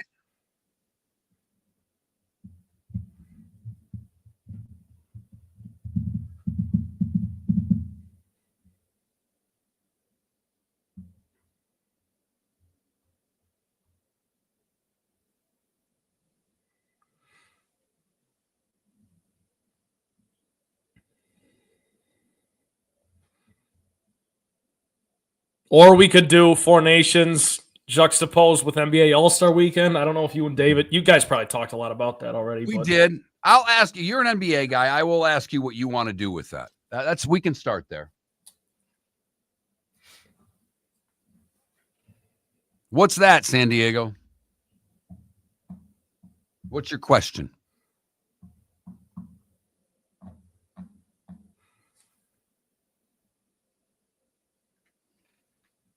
Ambient NBA Finals prediction. I'm going Thunder Celtics. I'll be rooting like hell for the Thunder, but I don't know, man. Celtics look good. San Diego, I do agree with that. I think maybe more for hitters than pitchers, but I think you're onto something there. Oh, yeah.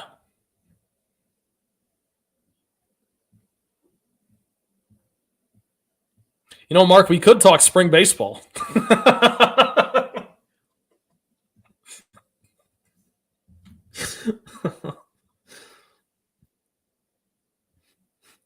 Very well played.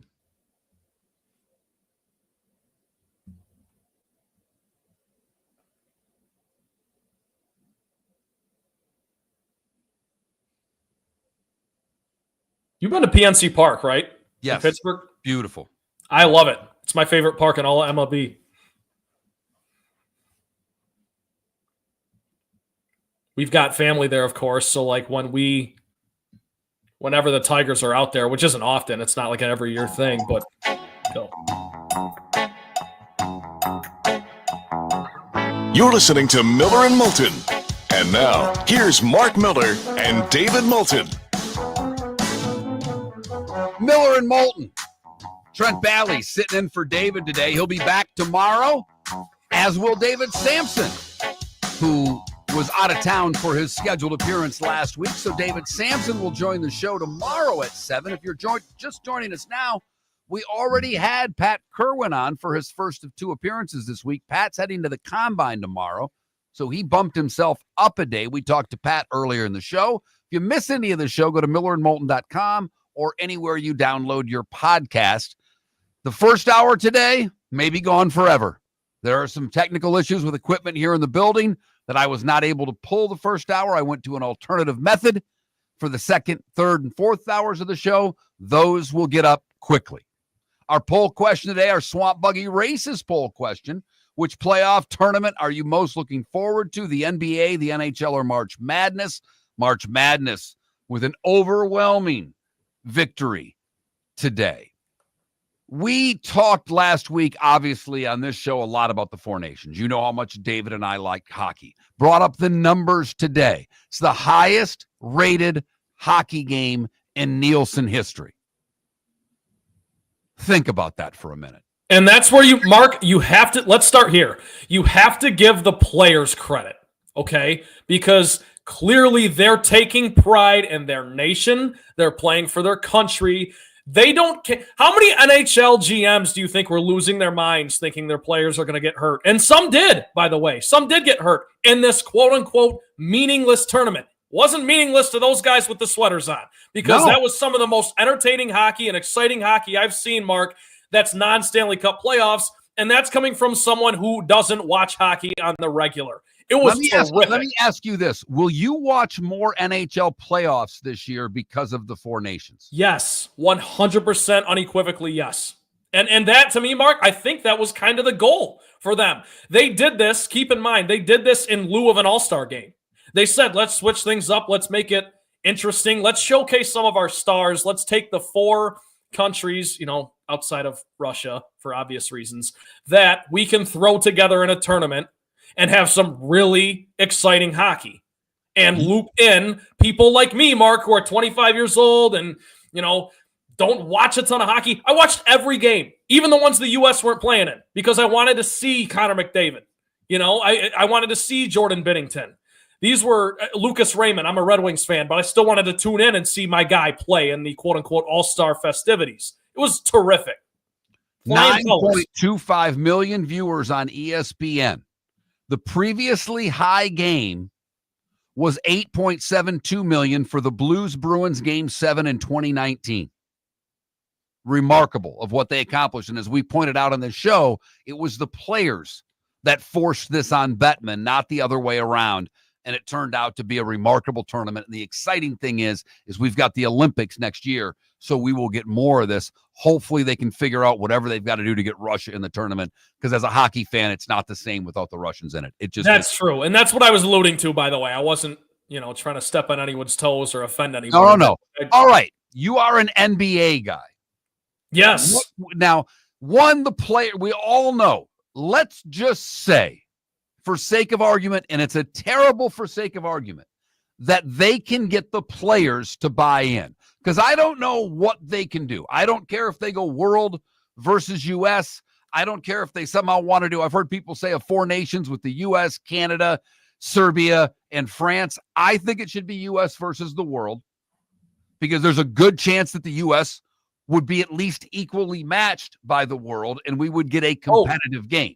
Yeah, the world would be favored. Let's just call it how it is. I mean, it would be Shai Gilgeous-Alexander, who we talked about earlier, Mark, your favorite player. He's Canadian, so I mean, he'd be on the world team. You'd have Nikola Jokic, you'd have Luka Doncic, you'd have Joel Embiid, you'd have Giannis Antetokounmpo. Those are all guys that have won MVPs. I mean, Luka hasn't, but he's, 5-time All-NBA first team. Those are like cream of the crop. And the reason you can't do 4 nations with the NBA is it would just be the Olympics. I mean, the U.S. would still probably win that. They'd eke out I don't know who would make it to the final there. But my point is just, if your question is how do you make the players care, you can't to the extent that the NHL did. Now, here's where I think the NBA shoots itself in the foot a little bit. Inside the NBA on TNT, it's terrific, right? It's the reason that a lot of people my age even tune into the NBA. They love Charles Barkley. They love Shaq, even Kenny Smith. Ernie Johnson is universally liked, it seems. One of the few guys in sports media that everyone just seems to love. Those guys spent that entire weekend talking about how bad the NBA product is this year. And I can't help but if you're pounding this into people's heads, it's almost borderline propaganda. Because then you got Draymond Green coming up here and talking about how bad it is and how horrible the dunk contest is. It's like, you don't have to love it, but when you're constantly amplifying how bad you think it is, why would we tune in? When we have other things going on like the 4 Nations tournament that are terrific, right? Do you think the NBA's, our old producer, and you're still friends with Felipe, and I was technically, and he loves the NBA. He loves everything about it. He can give you 40 storylines that, in his opinion, are worth watching. Do you think how big of a problem do you think the NBA has with this product? Or do you think it's driven more by the media? Do you think the product's better than what the media portrays it as? I think it's 70% the media, 30% the actual product. And the reason I say that is, they shoot a lot of threes. They've been shooting a lot of threes for years now. It's trending that way. It has been. And we know that the NBA has that cockroach tendency that it's ebbs and flows. It's going to happen. What we're seeing right now is more European players coming over, and what do? They shoot a lot of threes. And the pace of play with the younger guard kind of taking over now with your SGA and your Anthony Edwards and your Jalen Brunson. And you're kind of seeing Kevin Durant and LeBron and Steph fade out into the sunset. I just think that's kind of what we're what we're seeing now, and we have to wrap our arms around it, or at least try, instead of just talking about how bad the product is. That's how I see it. What I find fascinating is that LeBron's going to retire here in the next couple of years. Yep. Steph's going to retire here in the next couple of years. Durant's never really moved the needle from a television standpoint. Not the way Steph and LeBron do. I mean, I think that's still the most highly rated basketball game this year that was a non-Christmas Day game was that Lakers-Warriors game. And the Christmas Day game between those two is the highest rated game of the year. So people like to watch them. Who's the transcendent player in the league that people want to watch? I know who the best players are. Who's the next transcendent player that people are going to watch? Because Giannis hasn't been that guy. Right. He's not, and he's a great player. You know, Wembanyama, he's out for the rest of the year. And yeah, and by the way, Victor Wembanyama, that's another guy. If you go USA versus World, he's another guy playing for the World team, and all of a sudden you're looking at maybe a 4.5 point spread in favor of Team World. But Mark, to answer your question, honestly, I think this is why the Luka Doncic trade to LA was so big, because, you know, and there are conspiracy theories about inside jobs, and they did it for that reason. He's now going to a star-driven city. Not that Dallas isn't, but it's the Lakers. It's not the Lakers. Nothing is the Lakers. And he's now, what the Lakers have done is set themselves up for post-LeBron, because you mentioned we got, a maximum of 2-3 more years of LeBron max. So the Lakers are going to have their star, and to answer your question, I think Luka's that guy. And I do think, I'll go on the record, I think Luka will win at least one championship with the Lakers. So he's got to kind of dig into that bag a little bit, get himself acclimated, which it seems on Saturday night he's off to a decent start finally. I think he could be the savior for the league. And with Boston still being as good as they are, we all know what it's great for the sport. What a Lakers-Celtics final does for the NBA. It brings people back in because they root for one or against the other. So certainly, you know, they've got work to do, but there are still a lot of people watching. And it's part of, I think you're right. I think the bashing that the inside the NBA is doing on the NBA, and part of that's they're bitter because TNT lost the product. Yes. So that's why I get frustrated. Don't air your dirty laundry. You guys are all pros and you're great at it. They're all great at what they do. And because of that, they have such influence. It's not just them who are doing it, but they're spearheading it. I mean, they're the loudest voices for the NBA. And I would spin the load management the other way. I would be pumping SGA. I would be trying to guilt the other players into playing as hard and as often as SGA does and as LeBron did. Miller and Moulton. Honey, you want to come out? I haven't seen you since Glass Doctor installed our custom shower enclosure. No thanks. Well, you can't keep eating breakfast in the shower, and laminating your magazines is getting expensive. You remember we have guests coming over tonight, right? Oh, I'm sure they'd love to see the shower. It's our neighbors, and I highly doubt they want to be hanging out in our bathroom. The shower's so good, you'll never want to leave. Visit glassdoctor.com today and schedule an appointment online. American Paint Supplies, for nearly 30 years, is your one-stop shop for all your coating needs. If you are a designer, a contractor, a professional painter, or a weekend warrior, American Paint Supplies is the place where experts go to get expert solutions. At 6100 Shirley Street in Naples off of Pine Ridge, American Paint Supplies delivers the best solutions with the best products with the best support. Meet Gene and his team today at American Paint Supplies. Call 239-566-2700. That's 566-2700 or online at AmericanPaintSupplies.net. Gentlemen, as your wife mentioned getting new flooring, but you don't want to go through the hassle, well, go see the Floor Meisters in Naples next to Costco. They understand your time and money are important, so they'll make it as painless as possible. With a huge in-stock selection of carpet and Cortec, they can get you the floor your wife's been asking for. They carry wood, vinyl, carpet, and tile. If you do it yourself, no problem. They can handle that as well. So go see TJ at the Floor Meisters and tell them, just keeping it real. Is snoring bothering your spouse? Would you like to sleep in the same bed again? Do you know that snoring can affect your sleep cycle and cause lower testosterone levels? At Sleep Treatment Direct, we have easy solutions. We have a simple laser procedure that can improve snoring in 10 minutes. If you would like to get back in the same bed or are looking for a natural way to treat low testosterone, give us a call at 239-444-1741. That's 239-444-1741. Or go to sleeptreatmentdirect.com. That's sleeptreatmentdirect.com. Sleep Treatment Direct. Sleep safe and sound. This is Miller and Moulton.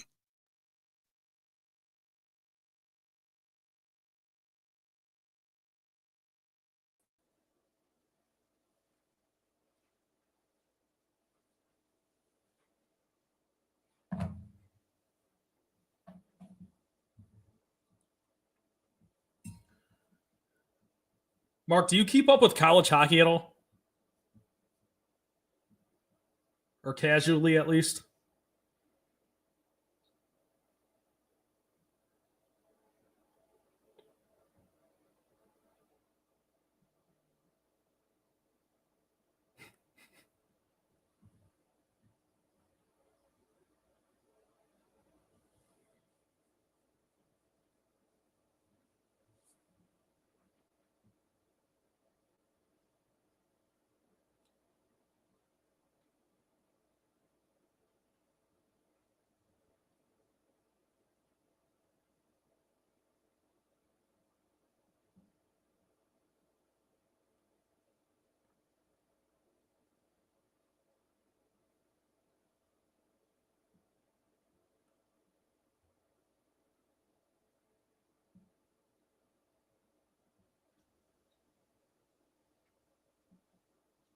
All right. This one away.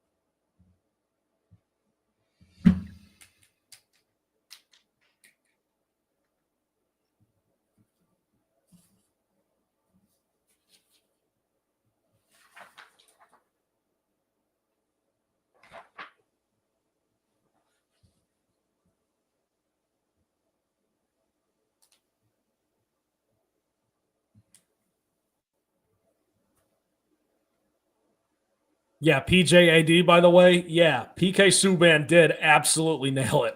It was great. That was a great monologue that he gave, and I'm glad he did it on First Take because that's a show that a bunch of NBA apologists, to put it lightly, watch. And he just went in on them. It was great.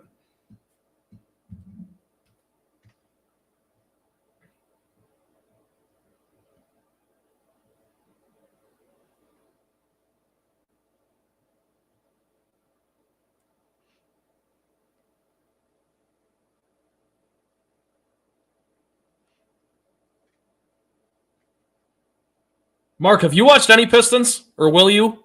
I divorced myself from the Pistons. I should have. When I said we did it kind of show on like, could you get rid of one of your teams? I'm like, I could never watch the Pistons again, and I'd be okay. Yeah. And I put them on one night. They were on NBA TV, and I watched a little. Oh, bit. you texted me actually. Was it when they were playing Golden State, or who were they playing? Yeah. Okay. So. Now I remember that. Yeah. But listen to this. This is crazy. If they make the playoffs and win a game, if they at least win a game in the playoffs, so if they could lose in 5, but if they win a game, it'll be their first playoff game win since I think 2009. Wow. Because their last 2 appearances, 16 and 18, they got swept both times. Swept by LeBron, swept by Giannis. Hey.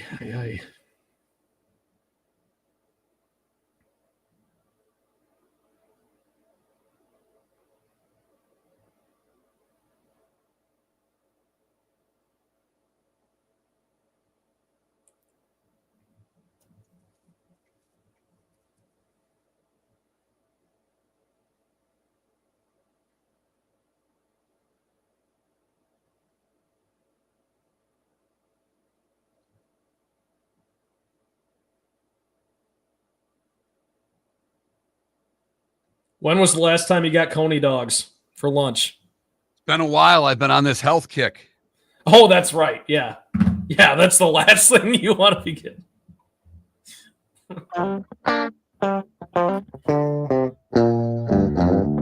You're listening to Miller and Moulton. And now, here's Mark Miller and David Moulton.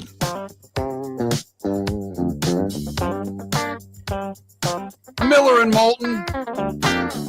David with the day off. He'll be back tomorrow. Trent has done a great job, as always, filling in. Always love to have Trent on the show when we can. He was a big part of what we did for a long time.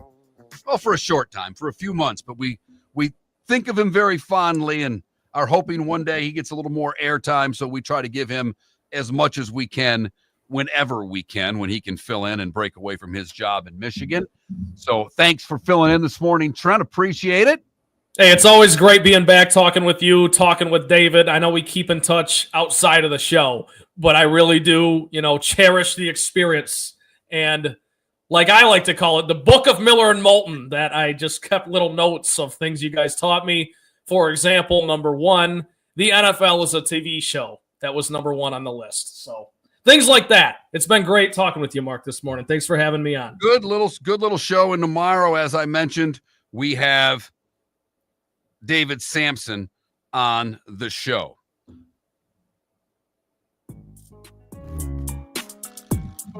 It's that time again, nearing the end, but not quite there yet. Here's Mark Miller with Today Was the Day When. Today was a day when, brought to you by Game Day Men's Health. Go to GameDayMen'sHealth.com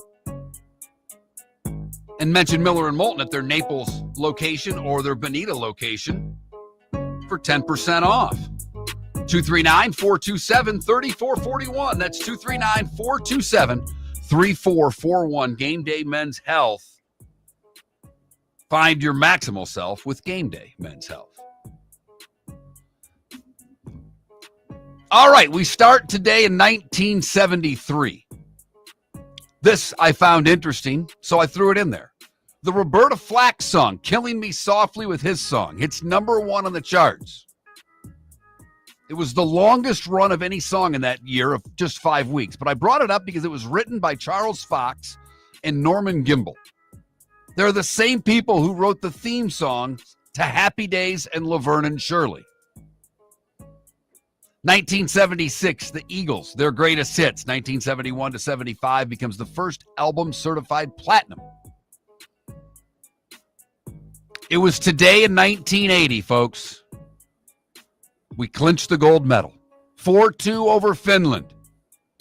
After beating the Russians 2 days prior, they trailed Finland 2-1 heading to the third when Herb Brooks told him, "You'll take it to your grave.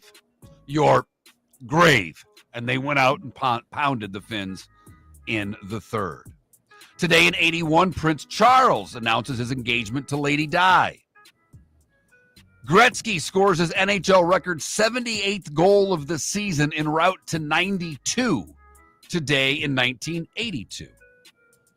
Roberto Duran wins his fourth world title in different weight divisions when he beats Iran Barkley in 12 to win the WBC middleweight title, his fourth different world title today in 1989. Today in 1998, Elton John is knighted by Queen Elizabeth.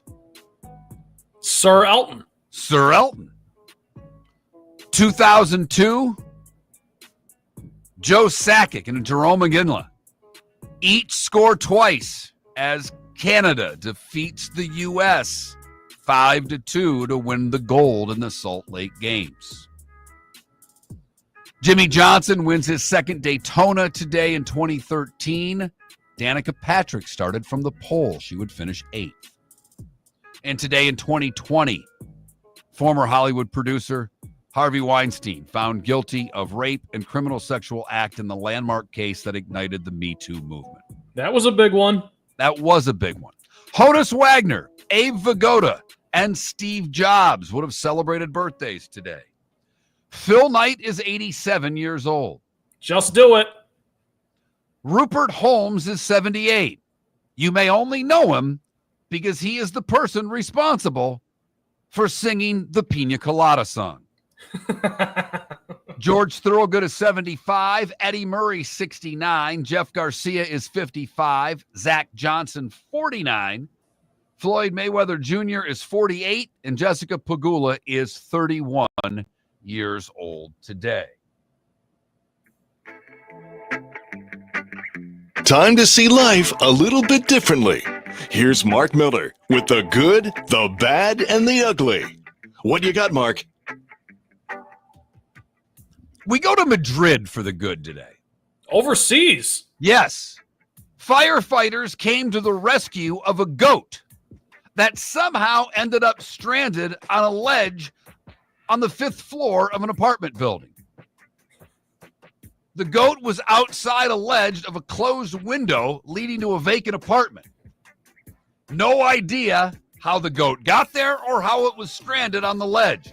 But firefighters used treats, including carrots and lettuce, to lure the goat to a nearby balcony where they were able to get control of the animal. The goat has been turned over to the Madrid Emergency Veterinarian Service for care while authorities try to locate the animal's owner. For the bad, we go to Collier County, where on Saturday around 4 o'clock, troopers responded to reports of traffic congestion and a helicopter flying at a low altitude at mile marker 51 on I-75. When FHP arrived, they found 5 SUVs parked side by side, occupying the travel lanes and shoulders of the interstate, as a bright green Porsche was doing donuts. There were 25 high-performance cars speeding northbound on I-75. FHP were able to get a few of them. Scott Reback was arrested on one charge of riding as a passenger in street racing. The identity of the bright green Porsche driver, described only as the camera guy, remains unknown. They did take down a blue Porsche driven by Fathy Rashad, and he was given a misdemeanor. How wild would that be to be on I-75 and all of a sudden have street racing going on with Ferraris and Porsche and all kinds of high-performance cars? Yeah, and bright-looking cars, too. I mean, it's hard to miss them, right? Because they're making all that noise, and they look good doing it, but it's incredibly dangerous. What I'm trying to figure out in this whole story is troopers responded to reports of traffic congestion. Okay. Right. And a helicopter flying at a low altitude. So this is 25 streetcars out racing, and they've got a helicopter that's obviously doing some sort of video. I mean, you've got to think this is TikTok or Instagram, right, YouTube, something like that, where they're trying to gain notoriety. But they obviously have a ton of money. This was a production. High-end cars, and they got a helicopter. This was a production, Mark. They had a chopper. You don't have a chopper unless you got money. Finally, the ugly. We go to Estero, Florida. Literally less than a sand wedge from where I am sitting right now. Uh-oh. Lee County deputies responded to Rusty's on Thursday night for a medical call. Instead, they say they found 31-year-old Mackenzie Mosley intoxicated in her car. They were taking her to the hospital in lieu of her DUI arrest that was coming because the car was running. On the way to the hospital, she became loud and disruptive, attempted to make a phone call without permission, and when stopped, threatened officers, claiming her father was in the Marines and, I quote, would shoot and kill everyone. Wow. When deputies took her to jail, according to the arrest report, Mosley offered a deputy, and I quote again, whatever he wanted,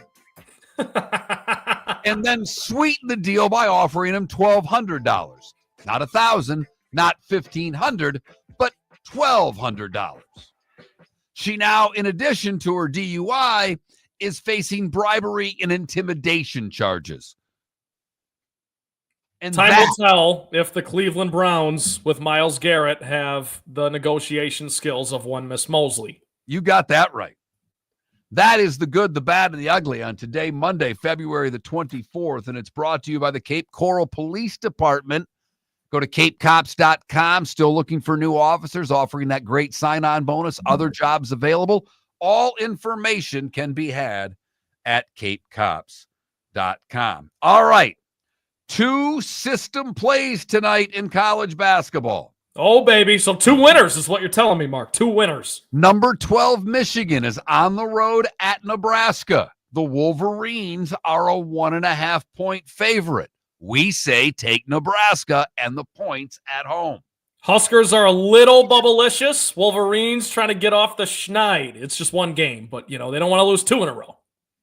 Kansas, a 6.5-point favorite at Colorado. That's an 11 o'clock start, so I'll be getting up in the morning to see if the system play worked.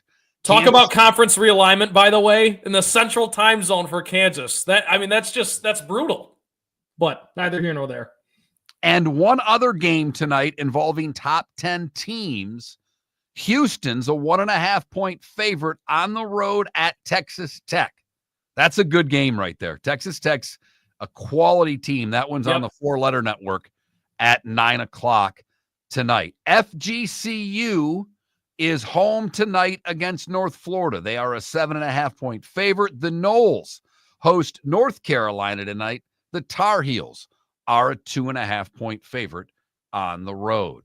National Hockey League tonight, just 2 games. San Jose is at Winnipeg in a game that I am sure you are fired up for. That's on NHL Network. And LA and the Golden Knights, that's the late game in the NHL. Just 2 tilts tonight in hockey. In the association, lots of games tonight. They have been going at it since they came back on Saturday. Teams playing back-to-backs, teams playing lots of games. The Heat are on the road at Atlanta. Miami, a 1.5-point favorite. The Hawks, we just talked about that game with Detroit going in the 140s last night.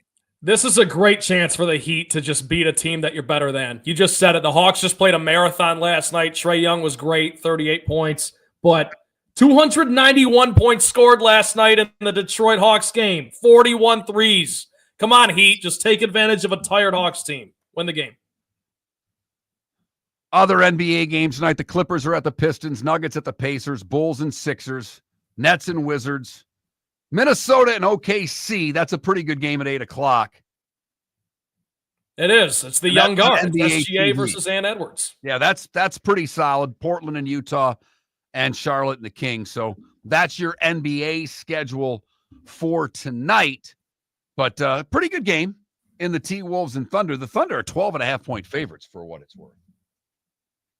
Yeah, and Mark, if I can just throw this in there real quick. If the Pistons beat the Clippers tonight, they're 2-point dogs because the Clippers probably are close, maybe a better team. Pistons are on a back-to-back. If they win tonight, they will tie Cleveland for the longest active winning streak in the NBA. And I can't even begin to tell you when the last time that was the case for the Pistons, seeing the last time they at least scored 6 or won 6 in a row was a decade ago. So, double header in TGL golf for those of you. And what I have found is that people my age and older, not that interested.